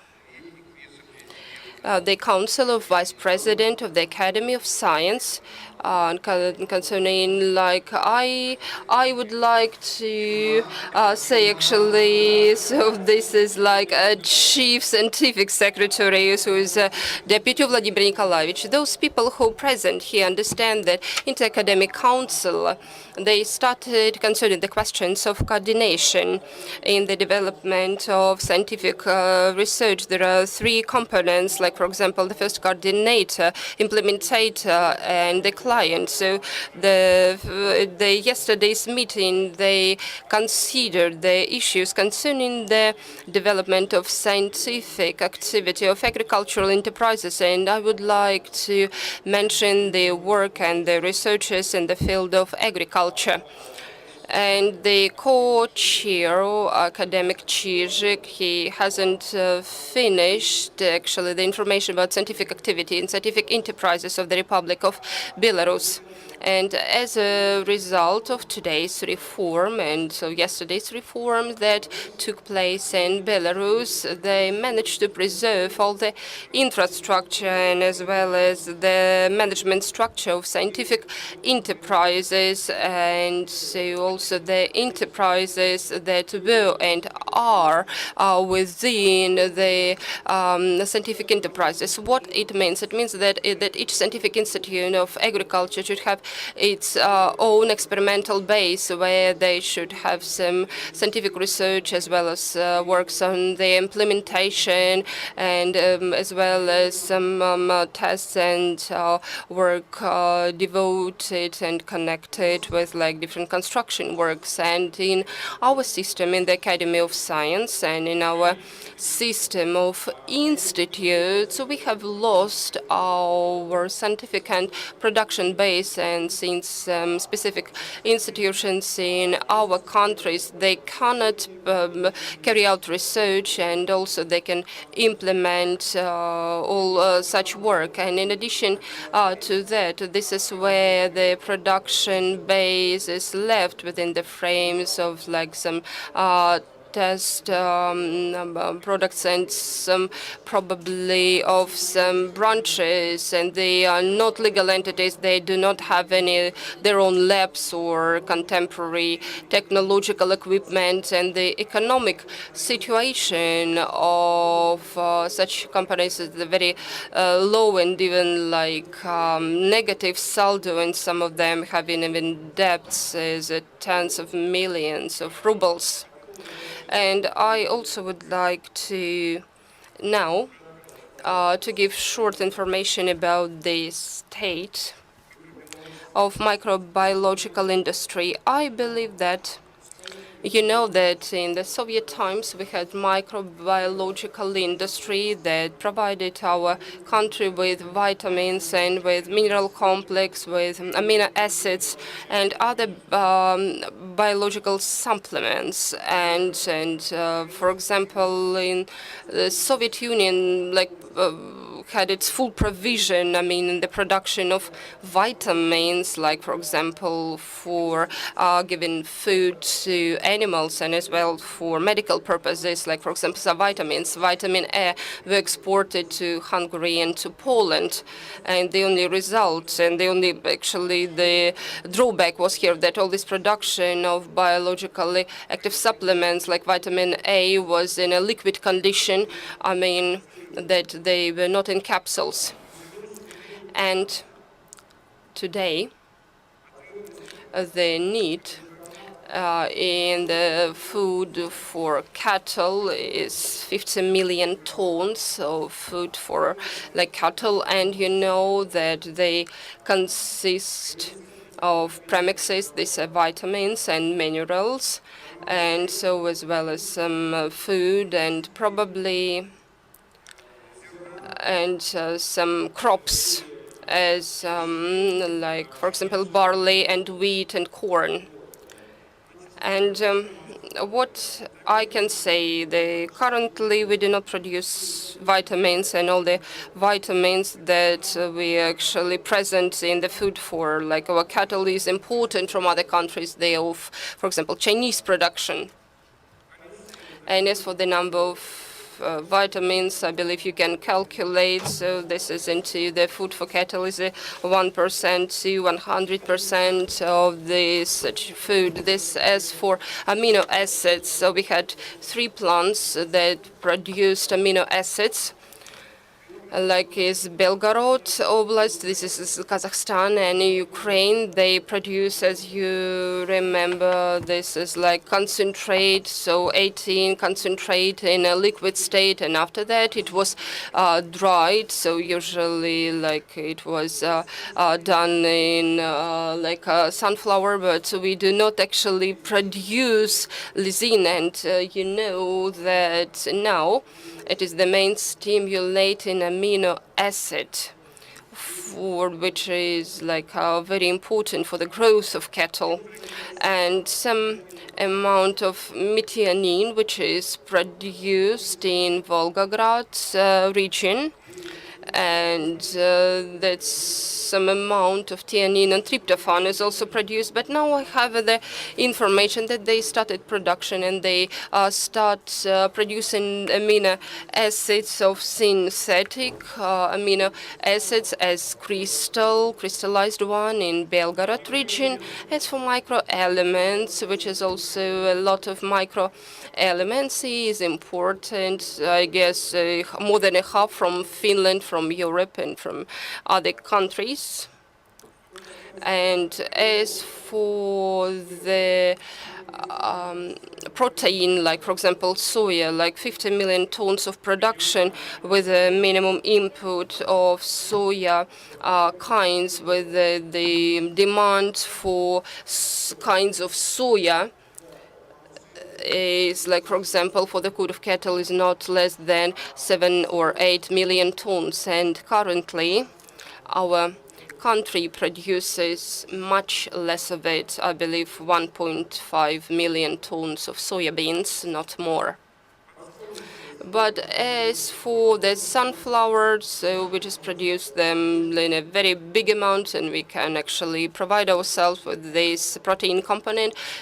But the point is that we have a kind of a lack here, which is it's like production, and during its production we only have 32% of protein, in contrast, for example, to Hungarian industries, where they have 34% of raw protein. And we also face the issues. One of the most important tasks here, as I believe in agriculture, is the development of microbiologic industry. We had continuous talks with Vladimir Nikolaevich and the Institute of Catalysis in the Soviet time. It produced synthetic vitamins, and the issues of production of biologically active substances is also very relevant, and it is necessary to solve it. As for the selective and genetic centers, so this is like some branch institutions, like for example, in poultry breeding, and so like cattle breeding and sheep breeding, and many others. And all these institutions, in all these like specific industries institutions, almost destroyed, scientific basis. There is also lack of selective and genetic centers. So what are these centers? You understand it all and you know it all. This is like modern equipment and like modern specialists. The equipment, like laboratory equipment, molecular laboratories, and those people who can work with this equipment. So these are those people who are in charge of selection. And so there is also like equipment, which is like, for example, this breeding material. It should also be stored in the modern conditions.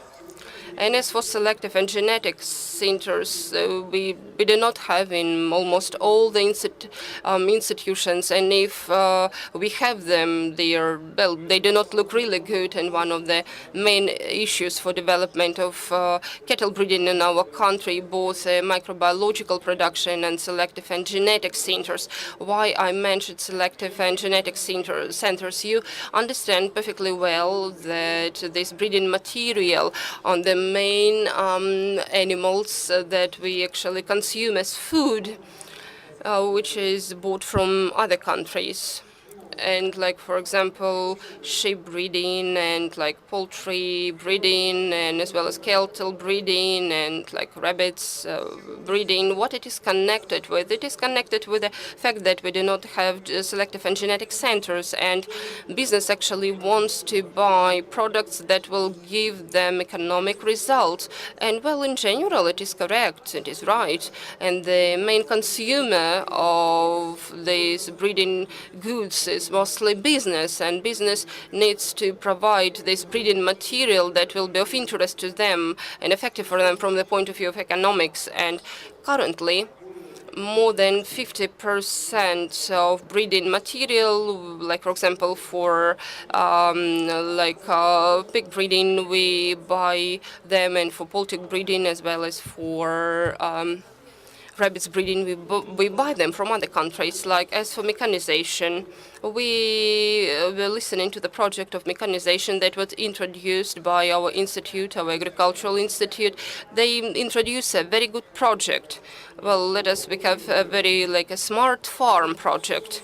And we also have a very big problem with the production of technological equipment. The experimental samples, institute can produce them, and for the serial samples, like for example, equipment for cattle, dairy farms, and for poultry breeding, and for other kinds of animals. So we cannot produce them. And the point is that with our offer and with the technological equipment, they are not able to go to the market, and they will test the experimental samples and will have good results. Everybody will like it, and therefore it will stop on that point. What it is connected with? First of all, it is connected with big import of high-tech equipment from foreign producers, like short information, like in Soviet times in the late 70s. For example, poultry breeding, there was a technological equipment bought that used to work at our factories. It was a fully automatic equipment, and is this a technological equipment for example, with a capacity of, for example, 50 or 60,000 heads in one farm. The workers who work in this field couldn't provide the work of this automatic equipment due to the lack of technological discipline. For example, it can be the tractor driver. Okay, sorry, I'm finishing. Just to sum up, I would like to say that first it is necessary to pay attention to for example, to the work of Belarus Academy of Science that managed to preserve their infrastructure, who have preserved their material complex, buildings, for example, that lands that used for agriculture, and some lands. And on the basis of this complex and this scientific basis, they are currently developing very effectively and diversely, thus providing meeting the needs of their own republic, Belarus. Thank you so much. So, for example, if you need to just manufacture some equipment, so we are ready to do it in Belarus. And we are absolutely correct that speaking about the experimental production, so it's very necessary that each institute has got its polygons, special polygons. So, so the answer isn't the person who is not using the microphone. That's why I can't interpret this question because he is not using microphone. So the next speaker would be Vadim Yakovlev. He is representative of the Institute of Catalysis of Siberian branch of Russian Academy of Science. He'll speak about the examples of using high techs in bioresources technologies. Good day, dear colleagues. So you have already said about the name, and I would like to attract your attention to some technologies which would be interesting for the Russian chemical industry and for Belarus chemical industry. First, and it is connected with such direction as gaseous chemistry and the work with the biomasses. So will you please return the slides? Will you?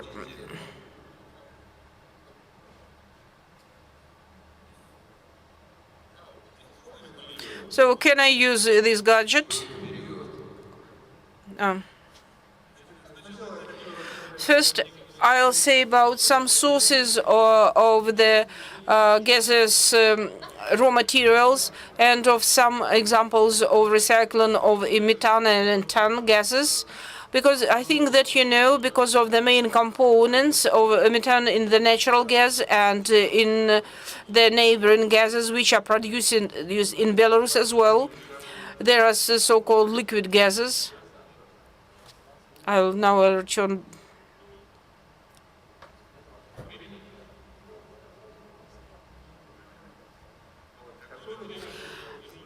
So they use recycling, in another products, and in this case we'll speak about liquefied carbon gases, and I think that you think that this production will increase because it is connected with the cycle of the oil recycling. I would like to pay your attention where ethylene is taken in the developed countries. For example, in Europe and United States, it's mostly methane. So maybe you'll stop automatic regulation. So as in case of Russia, we'll had the most in ethane. It is the subsidiary product, and maybe it's not quite rational approach. But if you look at the recycled ethane in polyethylene, so in this case, by a pyrolysis method, it would be quite effective methods of its getting. And so that's why we should orientate as it is done in foreign countries.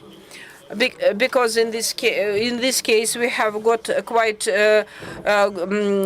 good outcome of product and also low marginal products. So in this case, you can see quite various possibilities of getting marginal products from the natural gas, mostly via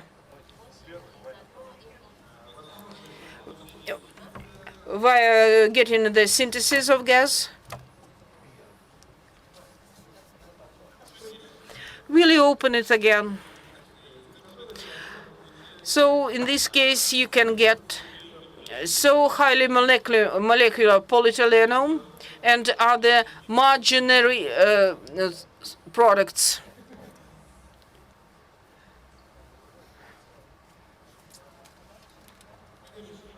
Next slide. So it's known that the burning of methane, it is the technology all of us we know. And in this case, we can get quite valuable products. So ethylene, propylene, methanol, formaldehyde, and so on. But the main problem here is that the initial raw materials is quite stable, and it means that the process should be organized in such a way that the final product should have a high output. So of course it is the question for the technologists, for chemists, but so it should be done by the academic science. As for ethanol, so the main method is pyrolysis. I have already told it. And the ethylene which we get, it has got just a wide range of recycling. It is connected with polymerization, oxygenation, and and another chemical products which is affiliated. I would like to emphasize on several examples on the chemical ways of recycling of methanol in benzonum, toluolum, and other products. It's via dehydroaromatization, and particularly great role is played here by catalysis. So there are some examples of using the active catalyzers. But you think, of course, so this is some problems with the stabilization and also the formation of the structures. So it's are facing some problems. So, but there should be catalysis with a permanent regeneration. And of course, there are some complicated tastes are facing chemists. And the main idea is not to develop this or that catalyzers, but also the equipment.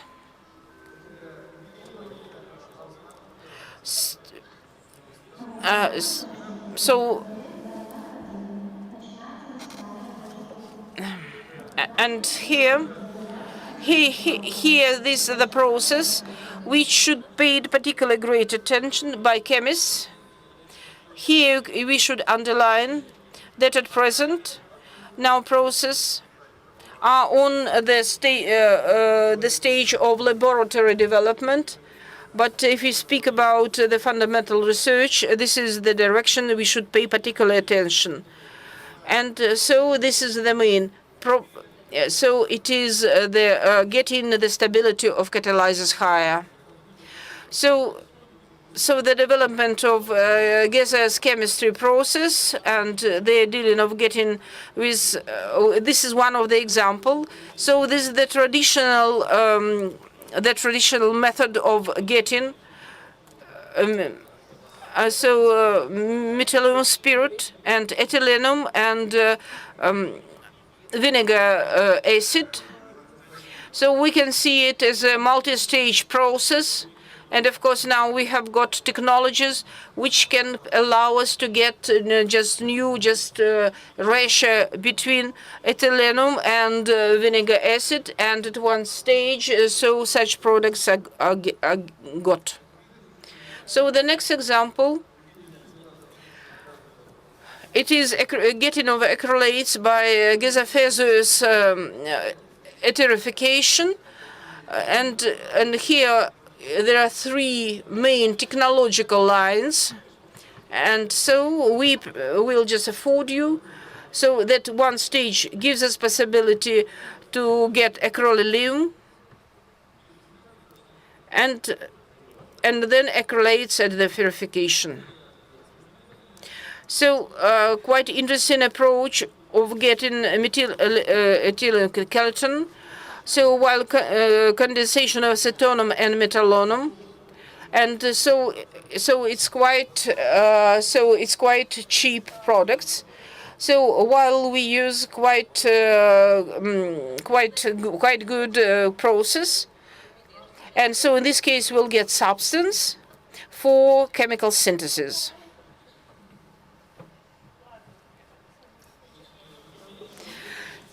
And so the direction of the recycling of the oil factories gases. Here, So the flames are burning, and of course there is some loss of the target product, and the effectiveness is quite low. So when we get propylene from ethylene fraction, so we give possibility to get propanolone. With getting olefinum, and here is the possibility of getting quite high volume of the target product, and also the getting of tritium spiritus. And so, speaking about gaseous chemistry, I would like to emphasize that at present we need to think about the recycling of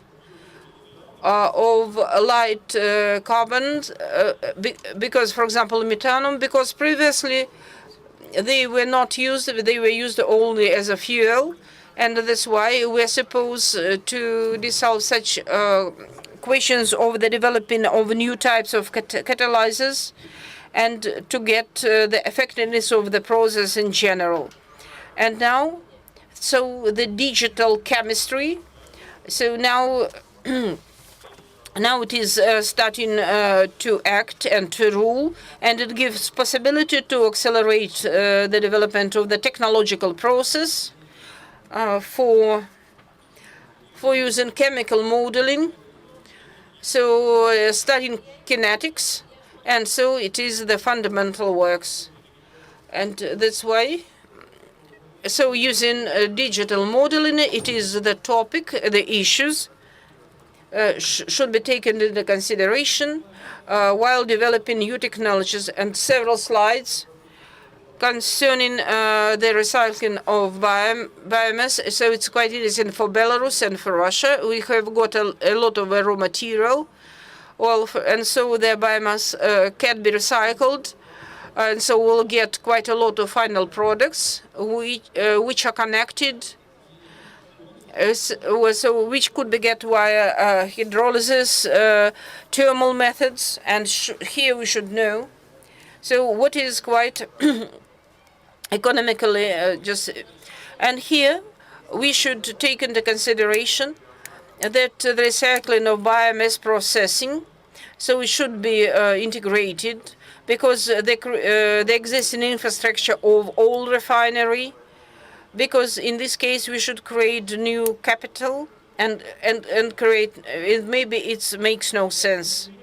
And of course one of the example is that the technology of getting such as biokerosene could be integrated well in the existing just oil recycling processing. First, we have got lipids or oils, because while hydrodeoxygenation, so it gives us possibility to get mobilized alkanes of kerosene fraction. So it is the products of atmosphere distillation. And so here we have got the products of high quality. The second example is via the products of hydrolysis of hydrocellulose, we get the components for construction industry and for technological process, and via selective hydration we can give just additions which could be used as additions for gasoline. And quite just a well-known example, it is the technology of biomass processing product. When first we get oil, bio oil, and then after the hydroprocessing we get stabilization, and this bio oil, it could be used in the existing process of cracking as for the mutual processing. And so for conclusion, I would like to say that speaking about biomass processing, we should use several factors. First, so it should be complex approach for the processing of biomass. So getting this processing more higher and its effectiveness more higher. Also, the deep processing would be orientated first on the getting of products with a high additional value. Logistic tasks is one of the key problems because the development of a biomass refinery, well, sometimes it makes no sense, and there should be special approaches. But nevertheless, it is a problem. So the creating technological change should softly integrate in the existing oil processing complex, and I told about it.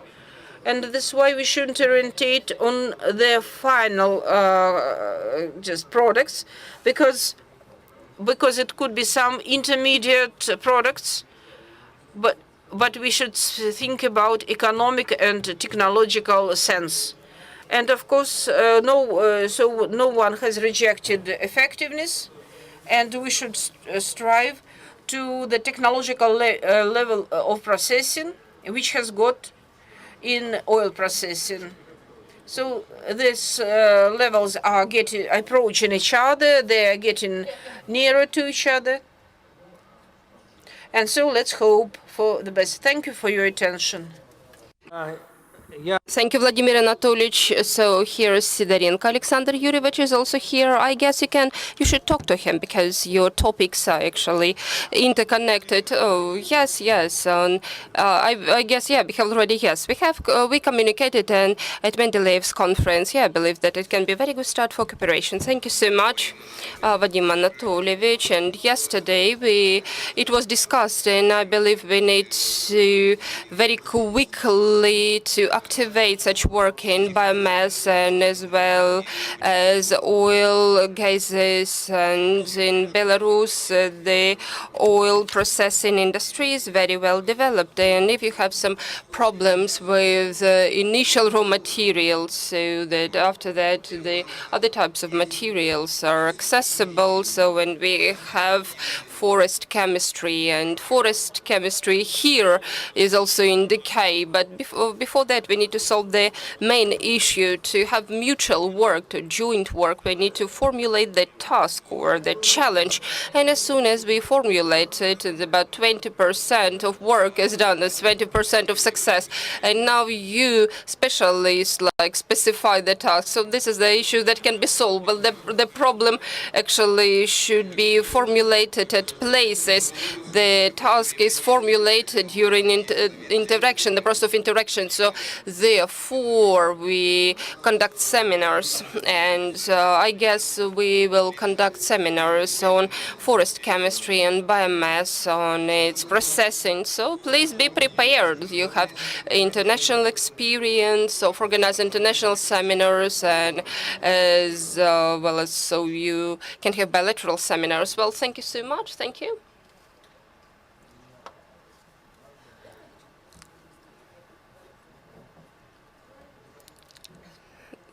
Golovatskaya Evgenia Alexandrovna, please, is our next reporter. He is the director of Institute of Monitoring of Climatic and Energetic Systems of the Siberian branch of the Russian Academy of Science. The participants of the already second meeting of our academic council, good afternoon, dear colleagues. I will give you some information about our institute preceding the event that we started yesterday, where we got acquainted with the colleagues of Belarus, and so we give information about what kind of issues we are dealing and the prospects of interaction between our organizations and our academies.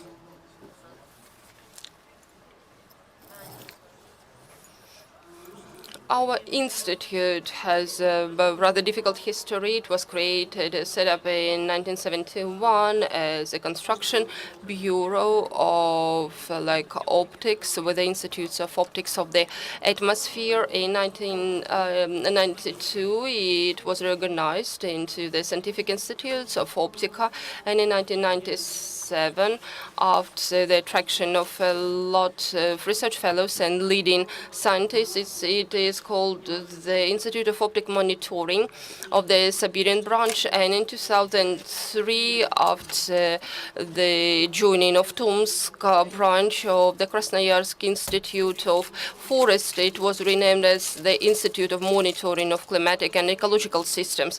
I would like to note, in addition to the yesterday discussion, that the high-tech and the most difficult developments was the LIDAR Baikal, which is in 1985, which was delivered into the orbital station Mir, and it had been functioned until it was hermetized. And we have 3 scientific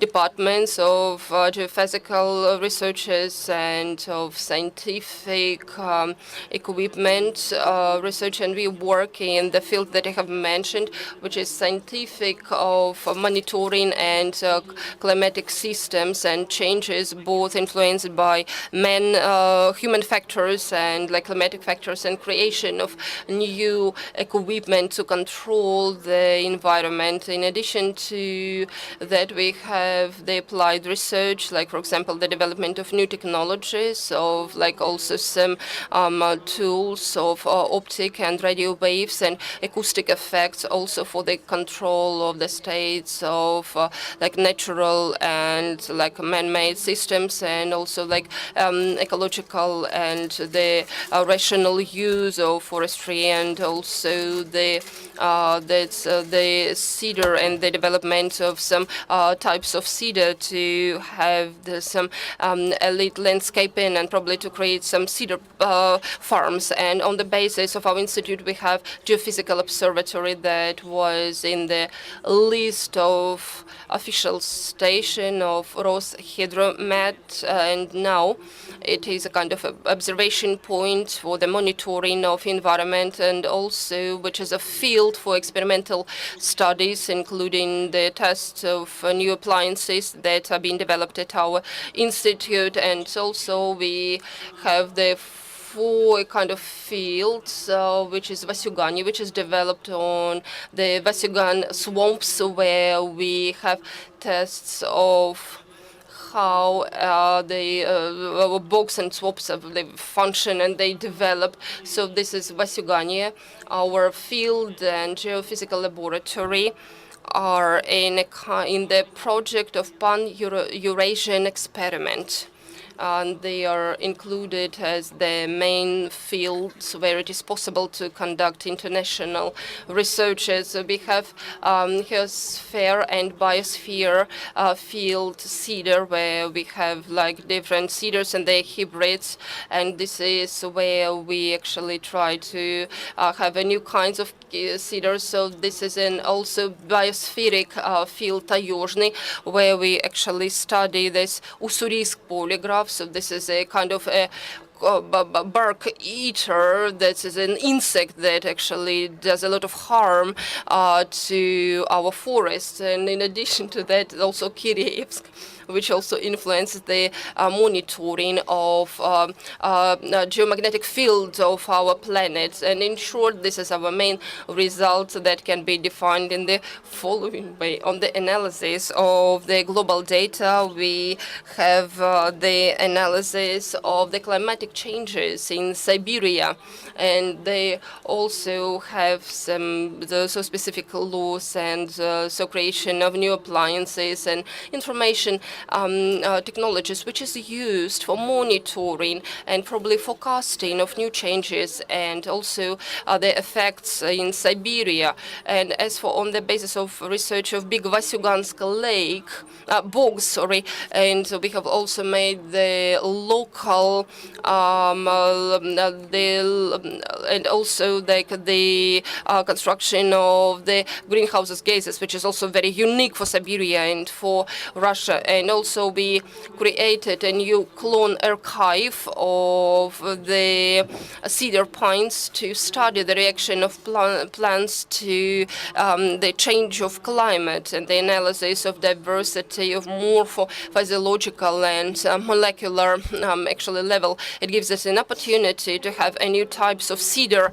And also just to give some detailed information about our results, we have a web system in our institute, which is Web System Climate, with a very good space resolution that gives us an opportunity to model and to analyze the hydrothermic conditions in Siberia. So here we have the result for the period from the beginning of the late the 20th century and early 21st century. So now we have that there is a growth of a dry climate in the east of the territory, and also the increase in humidity in the west of Siberia. Such changes actually indicate on the necessity to develop adaptation measures in like agricultural and industrial sector of our region, and also to make some specific decisions for their rational use. And as for the results of the analysis of the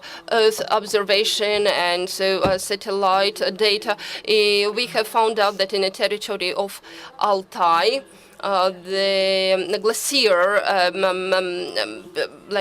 actually, the glacier territory is decreasing. There was a decrease in 175 square kilometers, and geomorphological zones, they also decrease, and it's also very, very important. It should be taken into account when forecasting geomorphological processes in, like for example, when floods and thermokarst events that take place and so on. And in addition to that, the result actually concerns, in this case, Russian Altai. And for this territory, we have developed chronogenetic model of transformation of the system, and also the stages of late Neopleistocene, and genetically developed to it the stages of limagenesis. And in our institutes, we also develop different appliances, like, for example, automatic metro stations, and also we have automatic space system with space configuration that changes for the monitoring of meteorological turbulence, electrodynamic characteristic of the pre-Earth direction of our air. And there is, well, this is like a kind of a Shtormovo Koltso, which is the working name that we have, and it actually gives us an opportunity very fast to forecast the appearance of some emergency situations, like, for example, like hurricane winds or probably some showers. And so probably the network of meteorological stations that exist nowadays with hydronics doesn't give an opportunity to get such a very fast information. And one of the sub-branches actually deals with a study of such a thing as Ussurisk polygraph. So this is a very big problem. This is insect actually that destroys forests, and not only for Siberian forest. And as a result of this insect's activity, so we can see the change in biological diversities in the forest and in the types of trees that grow there, in the structure actually of the soil and other biological characteristics of forest. It is actually of importance for forecasting of the regional forest forming system, and also based on this result, we have published like a monograph that technology of monitoring of forest in the zone of invasion of Ussuri's polygraph in Siberia. And here we have accumulated the main results and probably even offers like to fight this insect and the monitoring of the situation. And as for our appliance construction, it is also developing actively. We have created an experimental appliance to register the spectrum of combination that gives an opportunity to control very fast the composition of atmospheric air and also all the components, including isotopic modifications.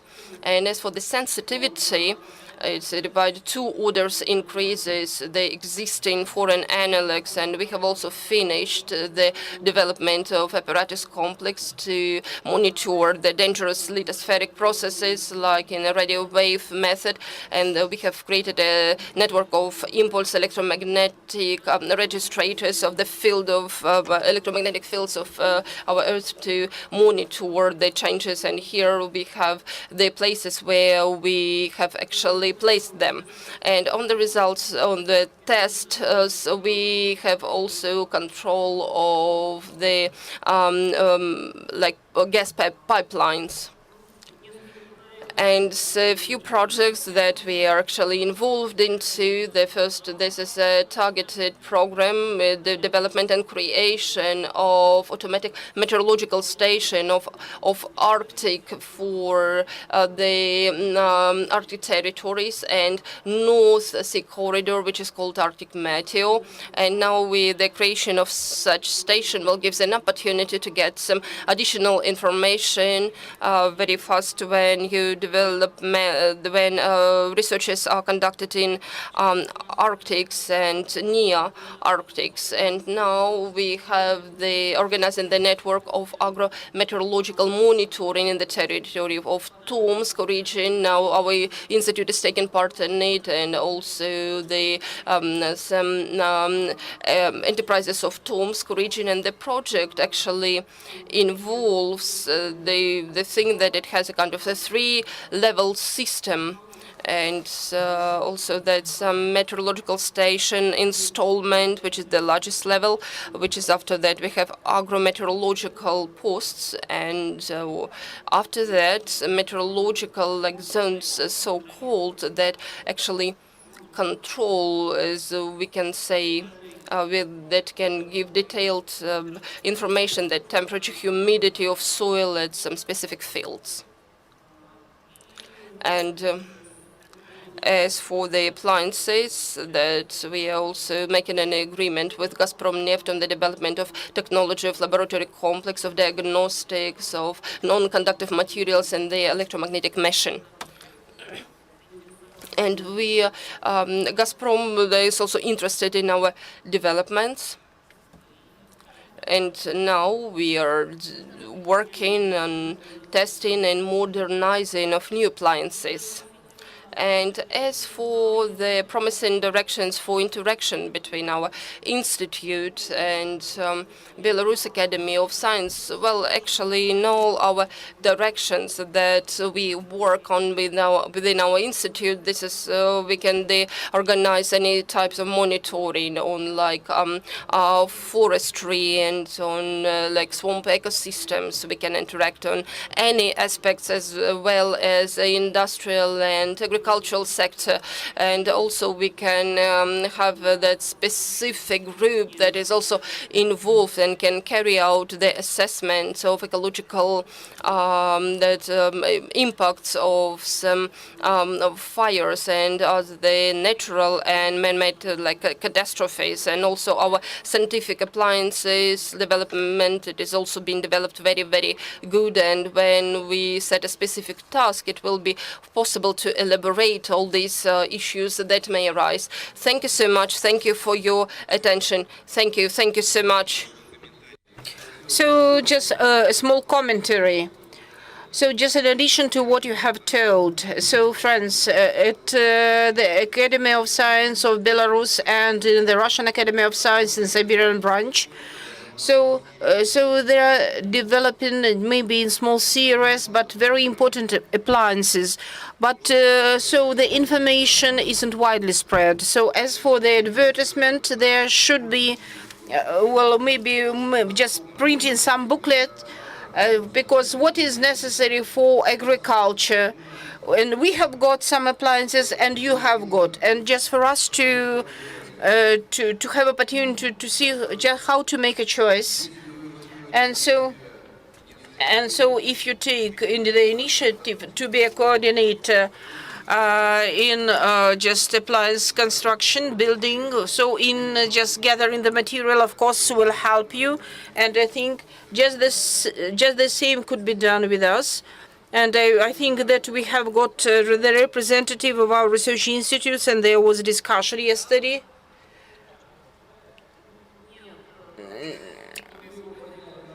No, so well, in the optics atmosphere, so this is this specialized institute concerning leaders, and the institute which is represented by Evgenia Alexandrovna. It is the institute, so which has parted from the Institute of the Atmosphere Optics. And so we have been developed from the construction bureaus to the research institute. And in the research institute branch, there was construction technological institutions.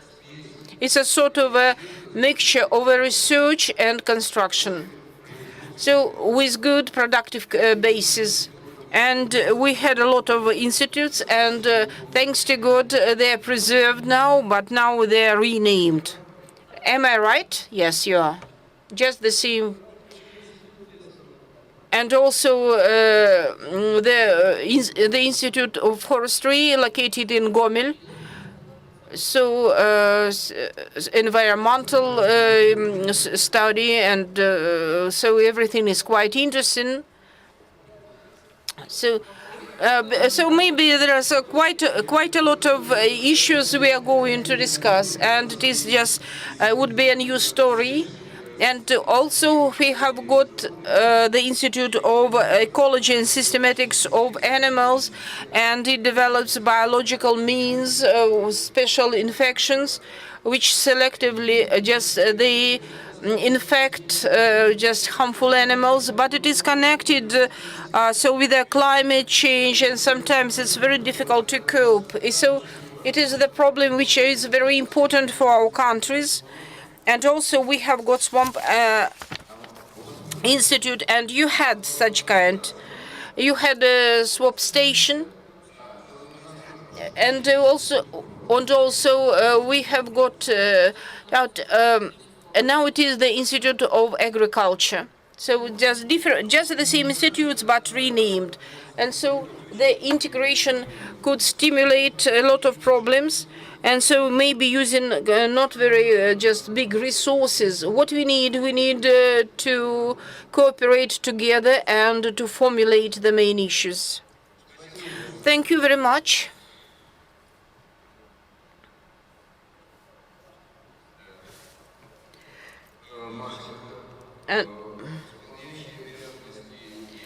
So the executive director of the Institute of Calculation Mathematician of it was the institute was created by Marchuk. It is the institute so which calculated weather, tsunamis, and others. Respected Valentin Nikolaevich, Sergei Antonovich, dear colleagues, friends. So yesterday I was asked to use such kind of a title because there should be the director who will take place about the geosystems and technologies. But so they are connected with geodesy, with geodata, information technologies. And I would like to say why we have formulated it. We communicated with a specialist starting from the beginning of the year, and in June we have signed the agreement concerning their cooperation, and it happens so that their data and their software is very useful for our existing project, especially those which are connected with the ecology forecasting, ecology in general, the tasks of estimating the risks of floods, tsunami on different water basins and rivers. Well, I think that so that not all, for example, there are no seas in Belarus, but nevertheless you have got special artificial bases and there are special banks, and sometimes they are endangered.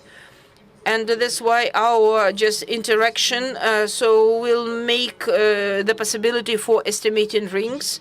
And so this collaboration is interesting for us as planning the map of roads, communications in cities and out of cities. It's about automobile roads and also water lines. And so in perspective, so it could be very useful for the collaboration with other organization.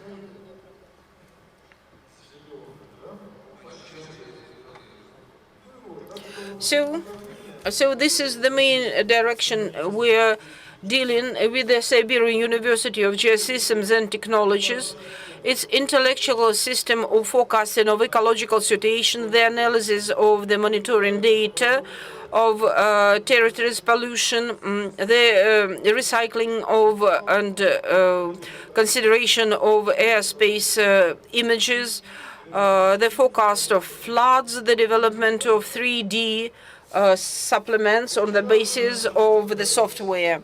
Yesterday, I liked your reports because several institutes, well, I could see that a topic for our institute with the laser zoning of the Earth from the space, because we have got a big experience in modeling this the signal via just cloudy atmosphere, and also atmospheric aerosol. So this is also connected with the modeling of forest fires, where we take into consideration the landscape, rivers, canopy, and underwood, and everything what is connected with the flood. So it's very promising, the direction.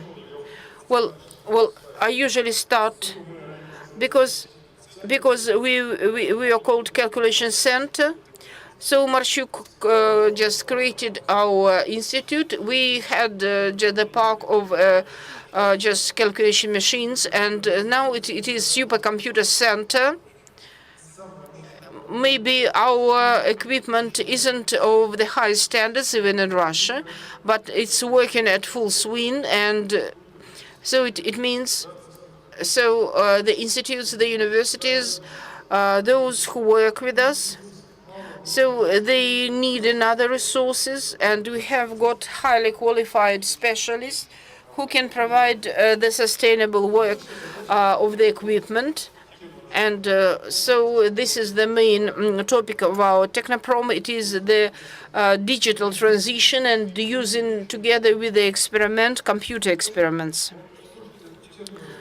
So it's what we are doing. So it is reflected in such a program as World Global Research Project, Future Earth, and on the initiative of the Siberian branch.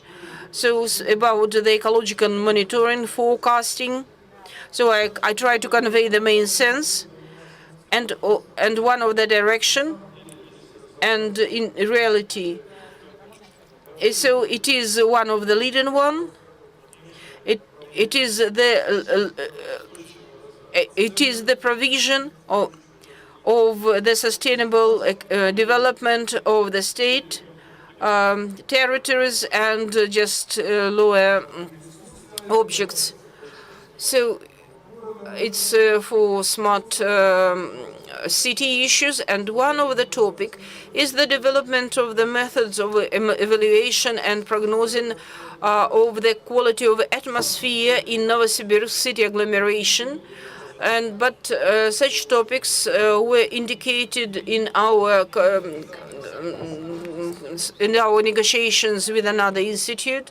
And so in this case, we have got the special stationary for observation, and using our mathematical models and the development of software, so it would be possible for us to forecast the transfer of polluted masses and pollutants, and for mathematical prognosing. We have got quite range of institutes with which we do cooperate, and this was very pleasant to hear from Evgenia Alexandrovna, because it is the typicality, we just coincide, and so we have made the agreement that we'll continue, and so if you do not object, I'll come to you, and so we'll renovate the past contacts. And it is also the topic, it is the optimization of the engineering communications of a wide range, because in this case, we know what is the landscape in city and outside. And and also we are speaking about, and we're solving just mathematical tasks and using modeling, for example, just traffic. Also, the transfer of signals concerning the media conduction, for example, wireless communication. So these are the topics which are realized at our institute. This is one of such applications: how to make the stops of municipal transport. So it could be extrapolated to other tasks which are connected with the projecting of the city and territories, railways, stations. So it could be, and the logistics could be done. It's also the slide of engineering communication. And now, as for floods, so we started to work with topics quite intensively, and so the geodata are very important. And here we took into consideration the hydrogeology and also the condition of the banks which are overflooded. So with the grass, with the stone, everything is taken into consideration in the models. And I think that these topics, they could be very useful in cooperation with you. Well, I haven't on purpose. I have inserted the slide concerning tsunami because you were quite just surprised by it. I would like to make a comment, because now, the slides are ready. How we use the system of visualization. So it's our answer to Google. And so because it could be modified, and we can just put layers of space images, and on the basis on it, we're using the data. So it's possible for us to create a system of non-stop monitoring of the condition of banks, the evaluation of danger, of just sliding slopes, and also these are geodata. For example, it is the basin between Georgia and Abkhazia, and here the condition of the bank. So there are rocks, so very bad conditions, and this is sliding of slopes, of mountainous slopes, and if they would be sliding, it would be a very serious catastrophe, and it would violate Abkhazia, because we have got very tight cooperation, and it would be action. And for example, winter tsunami, when just a part of the mountain has slided. It happened before the new year. So there was the wave, the ice, and so the height was several meters high. So it made damage to the forest. Now we are making the report, and it's thanks to our system. And so you can see, so what is the scale of catastrophe? And of course, we can estimate the catastrophes afterwards, but to forecast them. And using the first system, the geodata, so we shall monitor the conditions of banks and to forecast whether, and so to estimate the risks. And also, I would like to repeat that the topic which was said yesterday, I think that we'll continue to communicate in these topics, and I think that those I have told you, it would be of great interest for our guests. Thank you very much.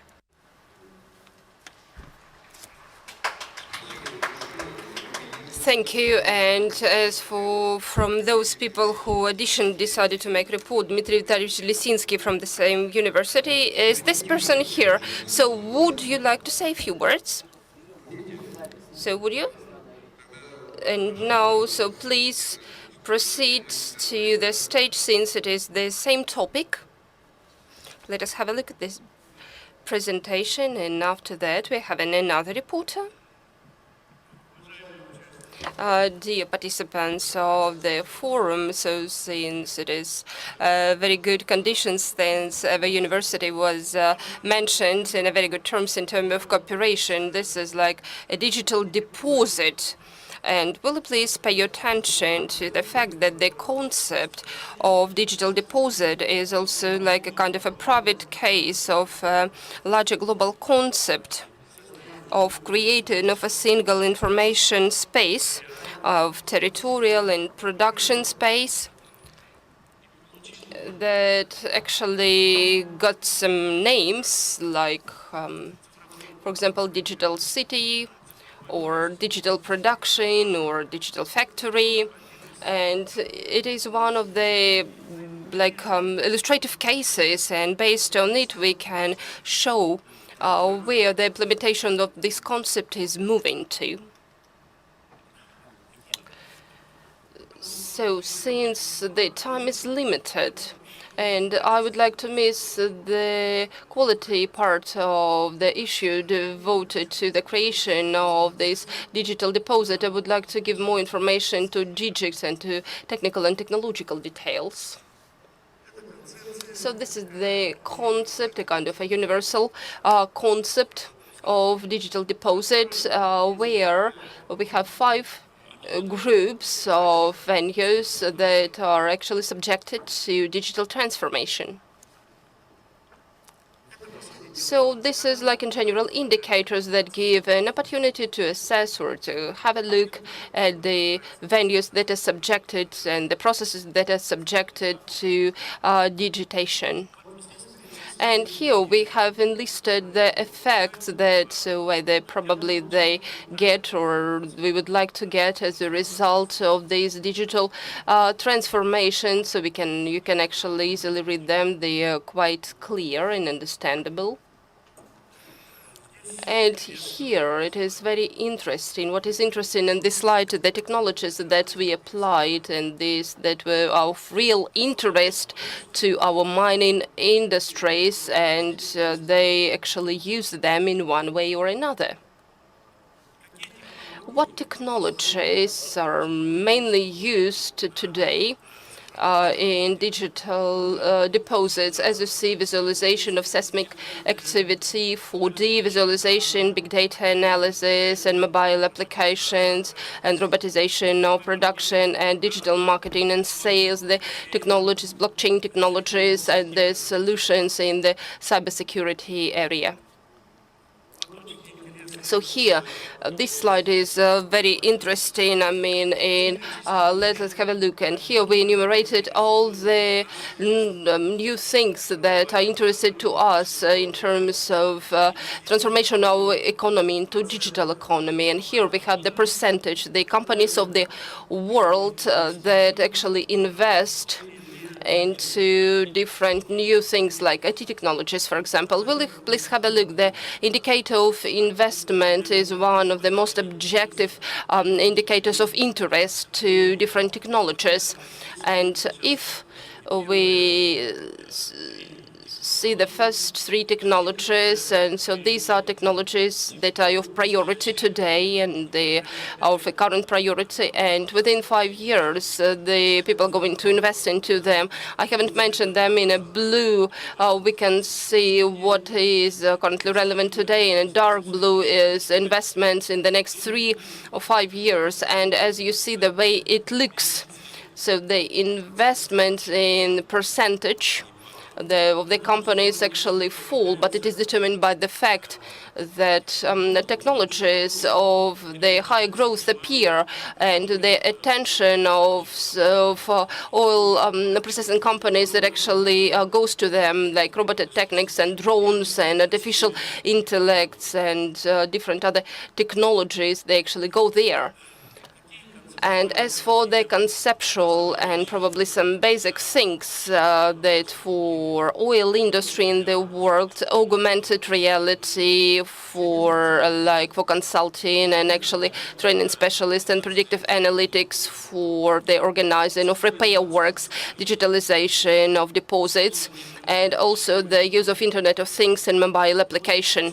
So as for digitalization, and there are also two big directions. The first one is organizing of continuous seismic observation, and the next one is the creation of intellectual drills, wells, so that we have different data sensors, and so on. The indicators, they give an opportunity to manage the processes of oil extraction in real time. In this slide, you can see the priorities of specialists who work in these areas, in the mining areas, and here we see the directions that they actually rely on. And so this is like forecasting analytics. This is like the biggest factor, as well as intellectual and automized management system. And there is also a group that allows most that for same interest of IT technologies, like machine training, Internet of Things, artificial intellects, and as well as cloud calculations, and so which is finished by the very new direction of cognitive analysis. In this slide, you can see in percents the percentage of companies that either are already in the implementation of the concept of digital deposit, and they are planning to do this, or they do not want to do this. If you have a look at it, you will see that the digits here are very interesting. 76% of companies who are either already got the result, or they are at the initial stage. I mean, those who are already involved into this and they act there. And as for other companies, they doubt and they try to have a look at it from the distance. And what is also interested, oil and gas industry is like it contains a lot of resources, and they are ahead of other types of activity that are involved into digitalization, and the tendency that they can be spread into taking account the specificity into the direction of creating of information and geo-informational spaces. And also the slide, which is also the final slide, which demonstrates what restraining factors exist as a kind of a break for these processes. And here with a gap, you can see those who include internal problems, and other ones, the external problems that are not controlled by the enterprises themselves. And traditionally, the reporters here is actually finished by a kind of an offer to kind of cooperation of our scientific organization and to the organizations of the Republic of Belarus. I would like to say that our university is actually actively involved into pictures from drones and also the processing of some space pictures and laser scanning and creation of geoinformational space and geoinformational systems. So if you have interest in this field, we are always open for cooperation. Thank you so much for your kind attention. Thank you. So it's really so. We have got the center of the information systems. It getting with the space data, and also we have got the drone center. So of course we do agree. So the next report would be done by our Belarus colleague, Mr. Chernikov, the head of the Department of Chemistry of the Belarus State Technological University.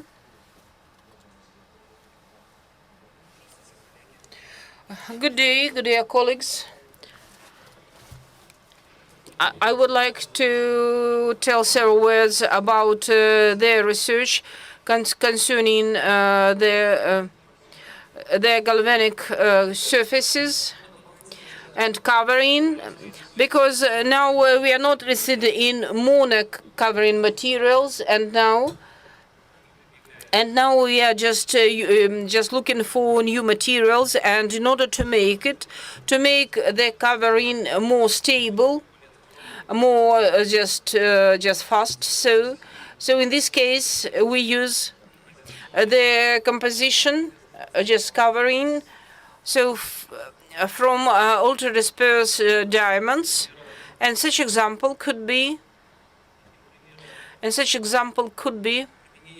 the using of the composition covering. It is nickel diamond covering, which are used well in industry and in other branches of industry. So we have developed the industry, which gives possibility to make such coverings. So at very high speed, and micrometers. It's approximately 400 depth. That's why such instruments they reduce their price. Well, for example, as for the dentistry bore, so it could be just reduced gradually, and it is quite possible for using impulse modes of electrolysis, which make to this cover quite even and more plastic. It's impulse or reverse just mode of electrolysis, and using the diamonds, but in ultra disperse or super disperse component. As for nickel covering, they give possibility to get covers with very good with very good connections and the solution of the device for microelectronics. So the using of ultra disperse diamonds and nano volumes, so gives us possibility to increase so the speed of the dispersion of the covering, and also to reduce the expenditure of electricity, so to make it more just resistible.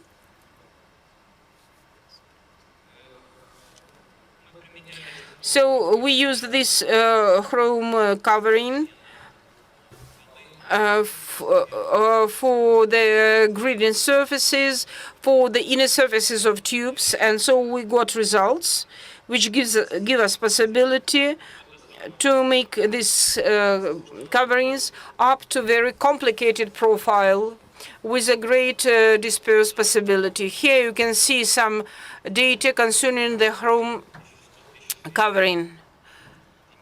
So you can see here the units, and so the coefficient of friction is pretty low. So it is a sort of a just friction solution. And also using the carbon nanotubes in the technology of the ferrum covering gives us possibility to restore the friction pairs to make quite good this depth of this covering, approximately 1.5 or 2 millimeters, and that's why the surfaces are quite solid, up to 75 just units. It's because of using penetration into the structure of ferrum, just carbon nanotubes. And in comparison with the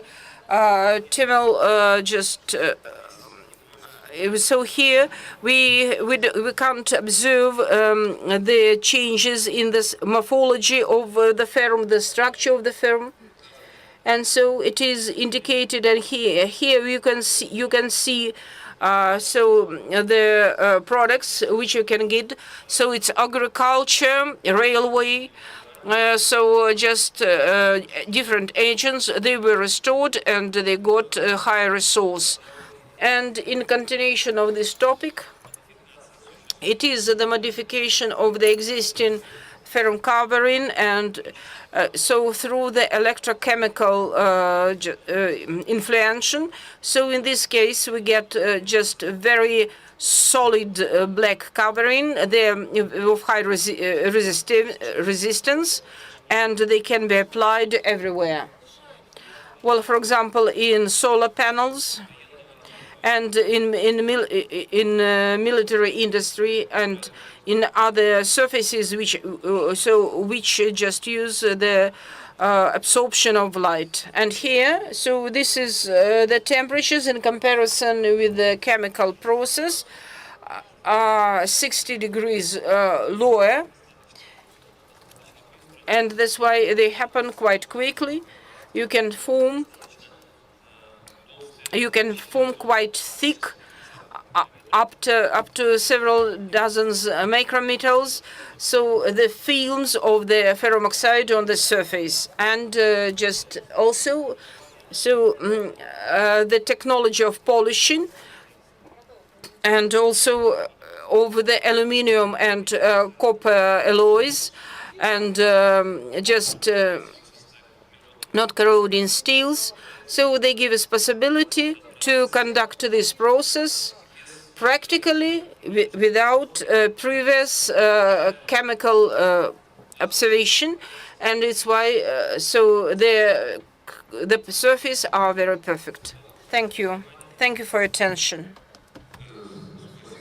Thank you very much. Thank you so much. Говоря We haven't planned to hear your report, since we have institutes they are involved into the shells and covers, including the solidifying ones. I mean, in terms the Institute of Physics of Metals, and also that's the solidity actually is their zone of interest, and also laser solidity is also their field of interest. And Sergei Antonovich, in continuation of what I have already said, so I have the following offer. What we need to do is just, first of all, to create a site, and after that, so create a kind of, to publish some articles, some papers, and to go where we need to qualify them, and it will be supported by the plenipotentiary president, plenipotentiary of the president of the Russian Federation, and he actually offers to do such collected papers. And so this is like a kind of an integration of a unified technological space. And we actually produce our own catalogs, but unfortunately we haven't brought it to them. But we have it in our memory sticks, and we can actually give it to you. Probably it will be a kind of a good foundation, a good basis. Evgenia Alexandrovna will be probably in charge of a part of it, but I would like to have to how to use ultra-disperse diamonds. So this is the production of Belarus. Yes, production of Belarus. but this is a company, Sinter. It is a very well-known company, so which is like done by explosion. This is the technology of development of the Institute of Hydrodynamics. Do you know poppy guy deposit? So, but it will be kind of an addition. You do not work with, you haven't worked with poppy guy abrasives, but no, unfortunately no. But so after that we'll go to this. So thank you so much. And now we have the final report here, and we still have time. But so this is Viktor Alexandrovich Rogachev from Siberian Institute of Poultry Breeding and Cattle Breeding. So, okay. So we have a very good group and a mighty group of those people who are in the agriculture, dear colleagues. I would like to give you a short information about one technology that is used in agriculture. Technology of production of the paddock that is used in cattle breeding. So you all know that the problem that we have, it is necessary to increase the productivity of cattle, and actually we need to increase the process of the longevity. And here we need to use the portions of the food, and the moon part, this is actually concluded like for cows, and which is concluded by carbohydrates. Let us have a look at the typical food, and let us have a look at the one which is in red, so which is like sugars, the deficiency 72%, and it is you can face it very often. So this is mostly for cattle in the Western Siberia. It can be actually from 50 to 70%, and there is such a thing as sugar protein balance, so that's the number of balance and protein, they should be the same. But so still, if we have 1.5 kilo of protein, and there should be the same amount of sugars. Actually, to solve this problem, we used melassa actually, and like some roots that had 72% of sugar, and melassa is used at the moment, but so it is not actually economically beneficial to import it, and it cannot cover the deficiency of all the cattle. And as for the root vegetables, so we do not have the source of it. And since we believe that one of the promising direction in this field is the technology of production of sugars from, like for example, crops, and like from crop syrup. And this technology is also based on the straight hydrolysis of the poly sugars of crops with the use of enzyme polyferment.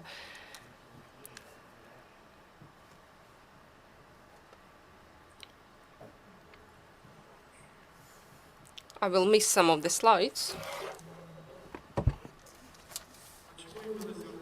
And so as for the crops, if we look at the chemical combination, I mean like the composition of starch, we will see that the barley and wheat, they almost half of it is a starch, and the composition of starch is 32%, so which is the source of sugar that we actually need to digest with the help of ferments. And for this, we actually use polyferment substance, which is produced as a biotechnical company, Sibir Farm, which is located in Birzk. And it also helps the alpha amylase, glucamylase, and all the other ferments. And with the use of this set of ferments, we have step-by-step hydrolysis of the starch, which is introduced in the crops, and so glucose is the final one. This is exactly what we need.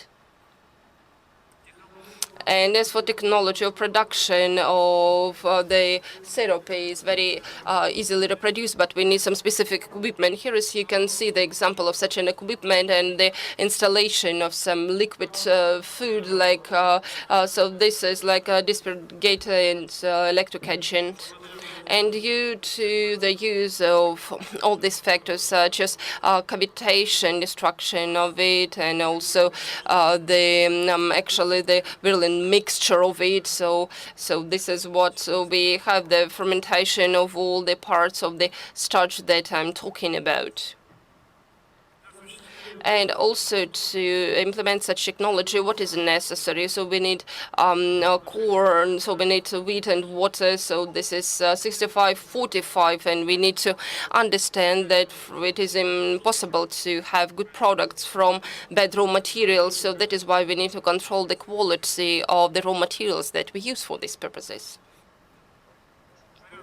And as for the order of its production, which is quite easy, and finally we have a crop syrup, and we also have in red is the composition of sugars in it. It all depends on what kind of raw materials was used, whether it was crops or weight is about 15%, and so dry component is 20-25%.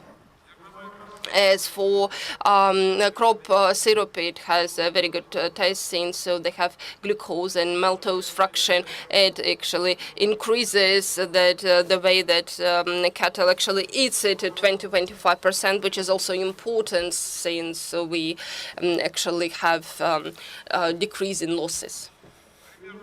And like norms of the crop syrup, like lactating cows. So calves is 2 to 6 months, but it all depends on the cases, and it should be calculated on the actually food that we use in some different farms. And this is like the syrup that we need to use in accordance with the norm. And we also had a series of tests and of three months calves, and you can see it in red. We have 1.5 kilos of syrup. The productivity, we have increase in productivity to 11 or 12%.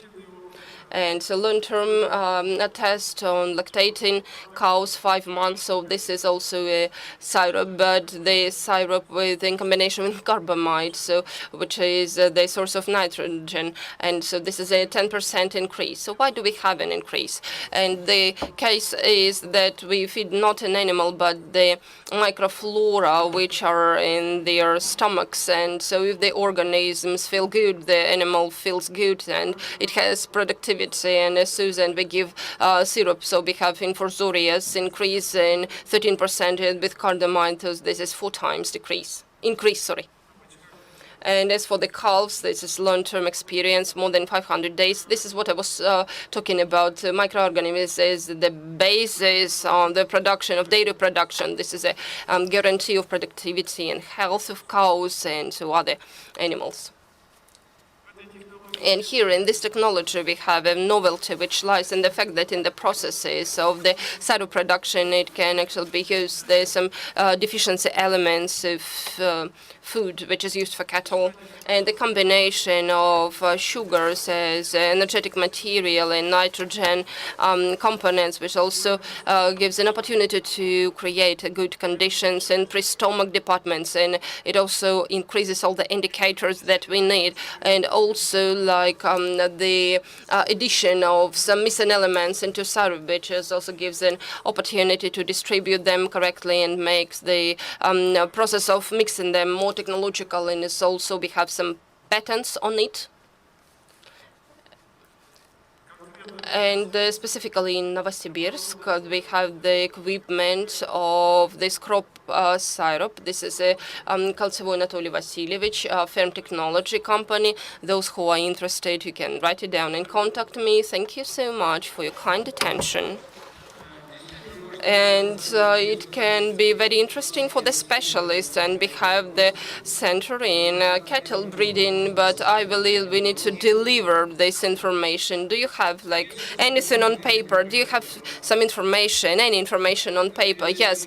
Could you please provide the information? After this, we will give it to the center of cattle breeding, and probably they can find something, some valuable things in your report. I also would like to add that the ways of activation of that food, which is that are not very good here in Siberian branch, they're very well developed, and we have a lot of mechanisms. It's a mechanical activation of using them in specific meals with the use of ferments, and this is like cavitation mixture. And my dear friends, this is what we actually need. We need to communicate and we need to transfer this technology. Viktor Alexandrovich, I haven't understood. Do you introduce academic institute or it is a small business? So we have a company. So this is like from the Russian Academy of Science. Yes, yes, you are in our Novosibirsk agricultural center. Yes, yes. Well, this is just fantastic. So no, we will not leave you alone. Yes, let us cooperate.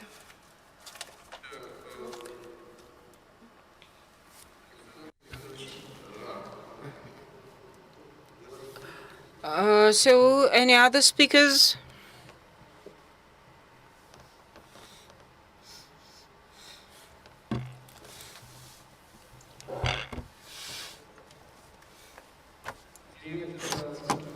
So the director of the Center of the Biodiversity, Gromov Dmitry Gennadievich.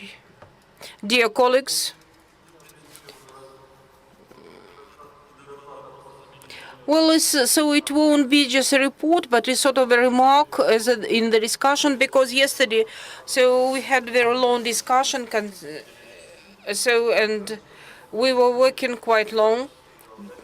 But we were not speaking about technology or algorithm because we are moving in one direction. And I think that the new stage, so when we speak about the cooperation and not to be quite declarative, we should just make a sort of a just specialized seminar where with 1 day or 2 we can discuss the problems. And also, we decided to make it in April 2020 in Belaruskaya Pushcha, but we do agree, and as for us, so we can make the organizing part. And I would like to speak about the problems we are going to have, and so the problems we need to solve.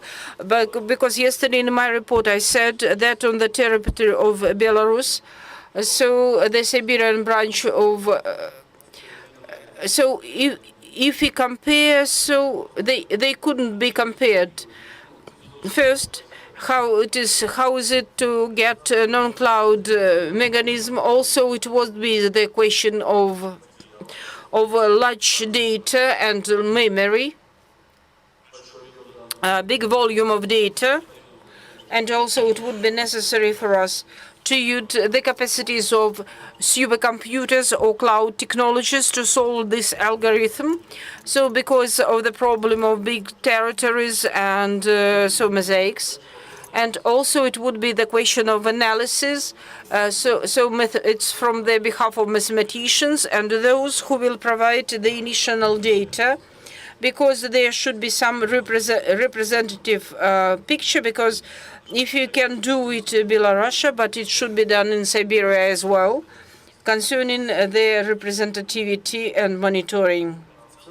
And in general, and of course, there would be the products which we'll get as for mathematicians and those who are just getting and making this problem. So these are the issues we are supposed to face, and I would like just to formulate it, and there should be just specialized workshop, seminar.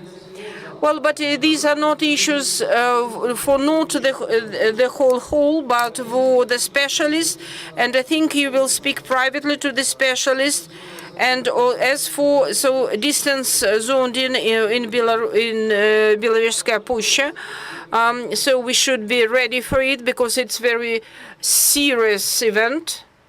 Thank you.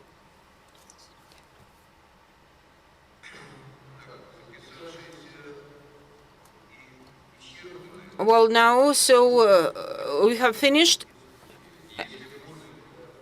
And now we'll start with the discussion. And just to start with, I would like to say a few words, continuing to what was defined by Vladimir Viktorovich Ivanov, dear friends.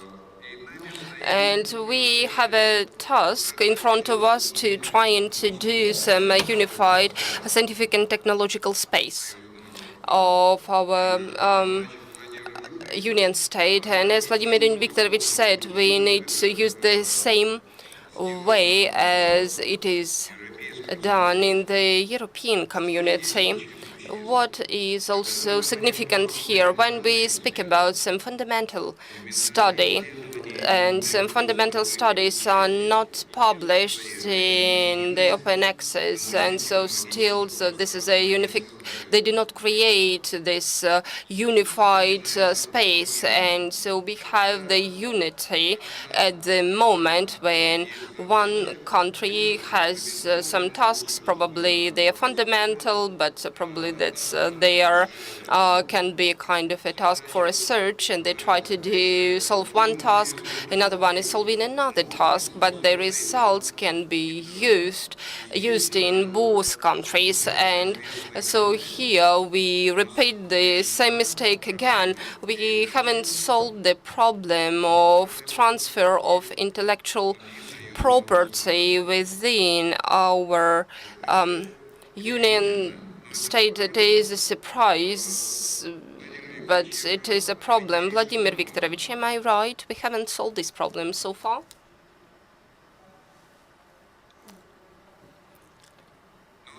But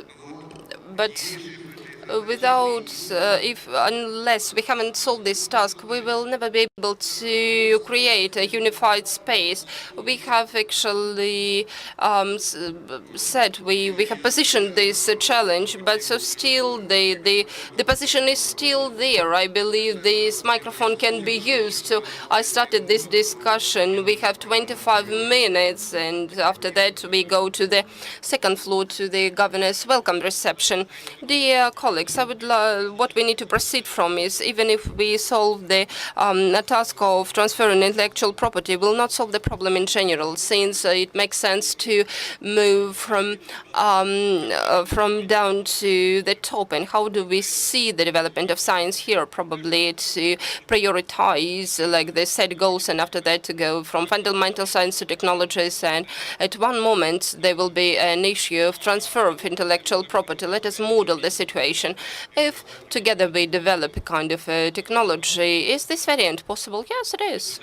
And since the issue of intellectual property, it actually is eliminated, since we are both owners, and so this is a multi-plan task, and we just need to go to sit down in a kind of in a circle of interested parties and to look at this skin. And we take into account the Russian experience. In 2002, we have adopted a very interesting document. This is the Council on Security and the Council of Science on the President of the Russian Federation. It was the basis of politics of the Russian Federation in the field of development of science and technologies, and further perspective up to 2010. And we have formed the concept of vision of where we are going to move to. And we started from the political documents, and after that we will define it, and after that we will see that what kind of gaps do we have. And I believe that intellectual property is not the only problem that we are going to face. Thank you.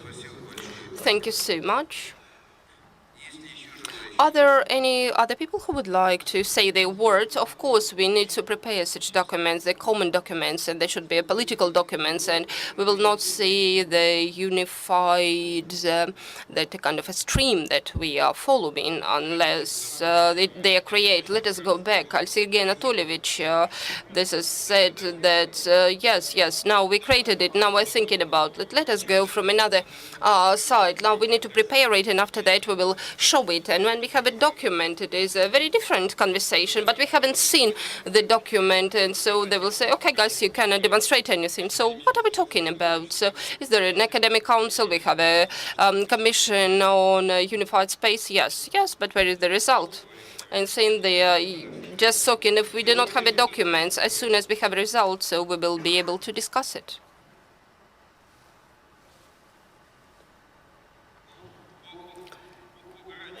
Just for God's sake, this is what I'm talking about. Let us not try to find the person who is responsible for this and who is to blame, but we need to understand it. We need to probably to discuss it with them. And so what you understand, the political documents at the high level, then all the rest. I would like to say that in 2005, with the Institute of Economics, we actually started such work, and we also had some publications in Belarus journals and in the bulletin of the Russian Academy of Science. So we actually stopped this work. But since we are in December, we are having the meeting in Minsk of Dmitry Grovich Trubnikov. What he said, yes, this is what we are planning in December, and probably we can raise these issues. It was repeatedly raised actually, but here I will ask a simple question. In December now we have we're in the mid-September. What is the state of the document of? Can somebody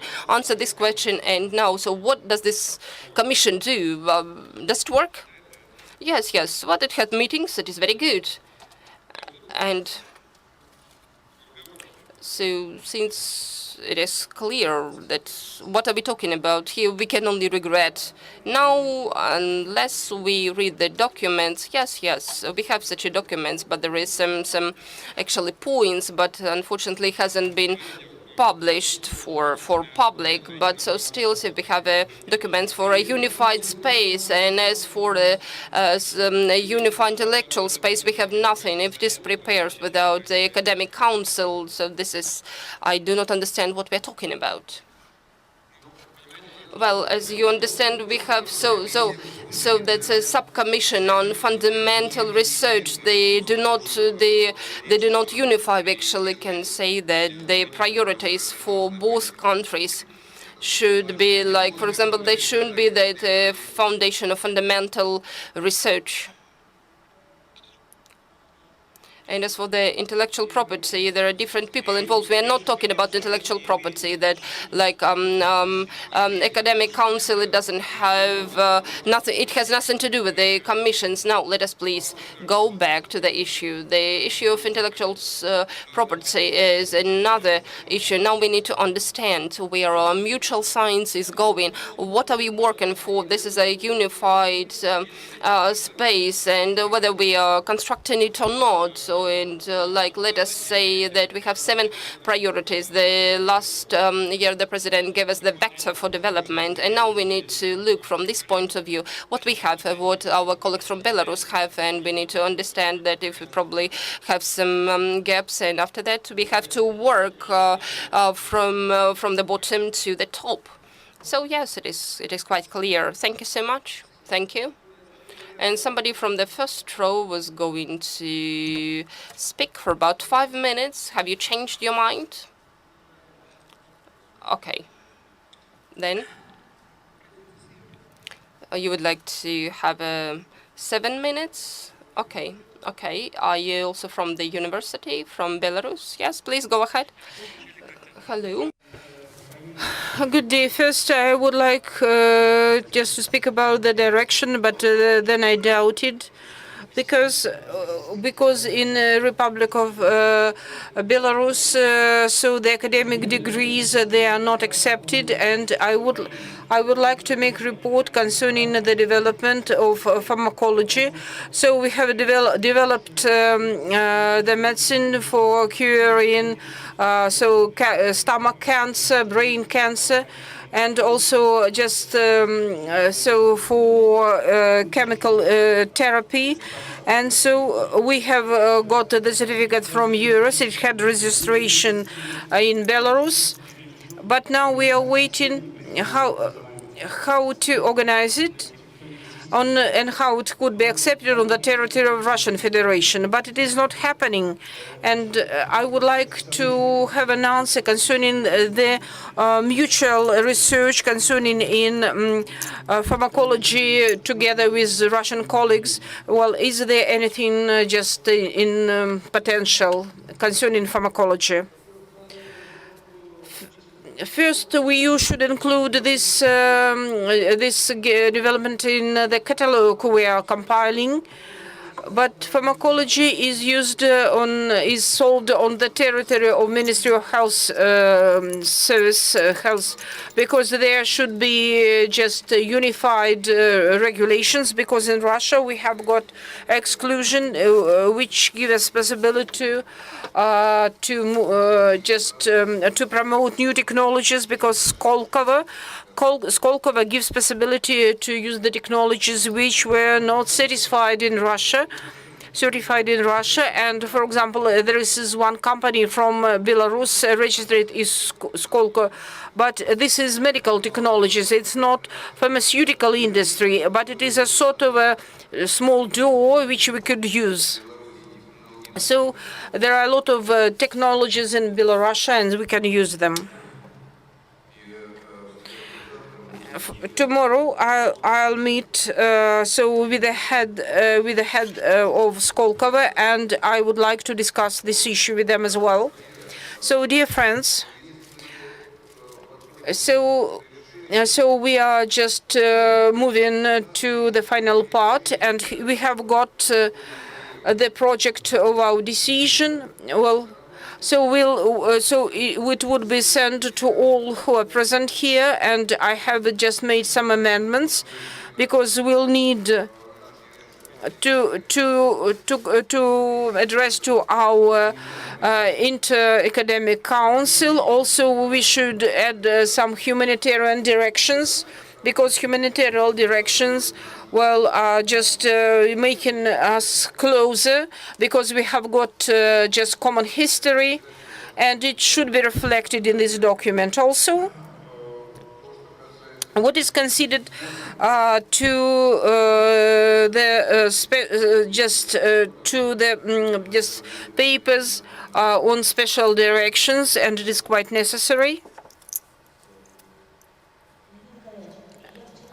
Yesterday, after our meeting, and also perspective medical technologies, and also with device building, appliance building, and also just a special topical collection of papers. Natalia Vitalina, and as for yesterday's report, so our report is fixed. So, and today's speeches. Also, so it would be great for us to get all the files. And also, maybe you'll get some USB disk with all the materials, with the yesterday's materials and today's materials. What are we supposed to do? Because in our operators of Siberian Federal Subdivision, I asked just to load it to the site. So for you have possibility to look through all the speeches, and they were just suggestions. So we can copy it, and then we can analyze it. I have got all the presentations. I'll have just load them on Yandex Disk, and then there would be the link. So, and also the official site of Siberian branch of Academy of Science. So we'll take this mobile disk, and then we'll make the decision. So dear friends, so it is the decision of our mutual meetings of Presidium to make a site. So our mutual site, but where it would be just localized, we haven't made the idea. I think that people of Siberia are ready to do it. But what we should should be agreed with Moscow, that as for international cooperation, there would be some finances. So we should just add to our state task this site, and to get financing for this site because it is very serious work. And well, do you agree? Yes, we do. Borodin, so the Center for Resources, I think that there would be some amendments done because for the better learning, the structure of your subdivision branch, and I would like to broaden the spheres of ecology, so there should be emphasized not only polar territories, but we should broaden it because there are quite many meeting points. So it is just a draft, and also forecasting. So nature preserving forecasting as well. We can formulate it in such a way.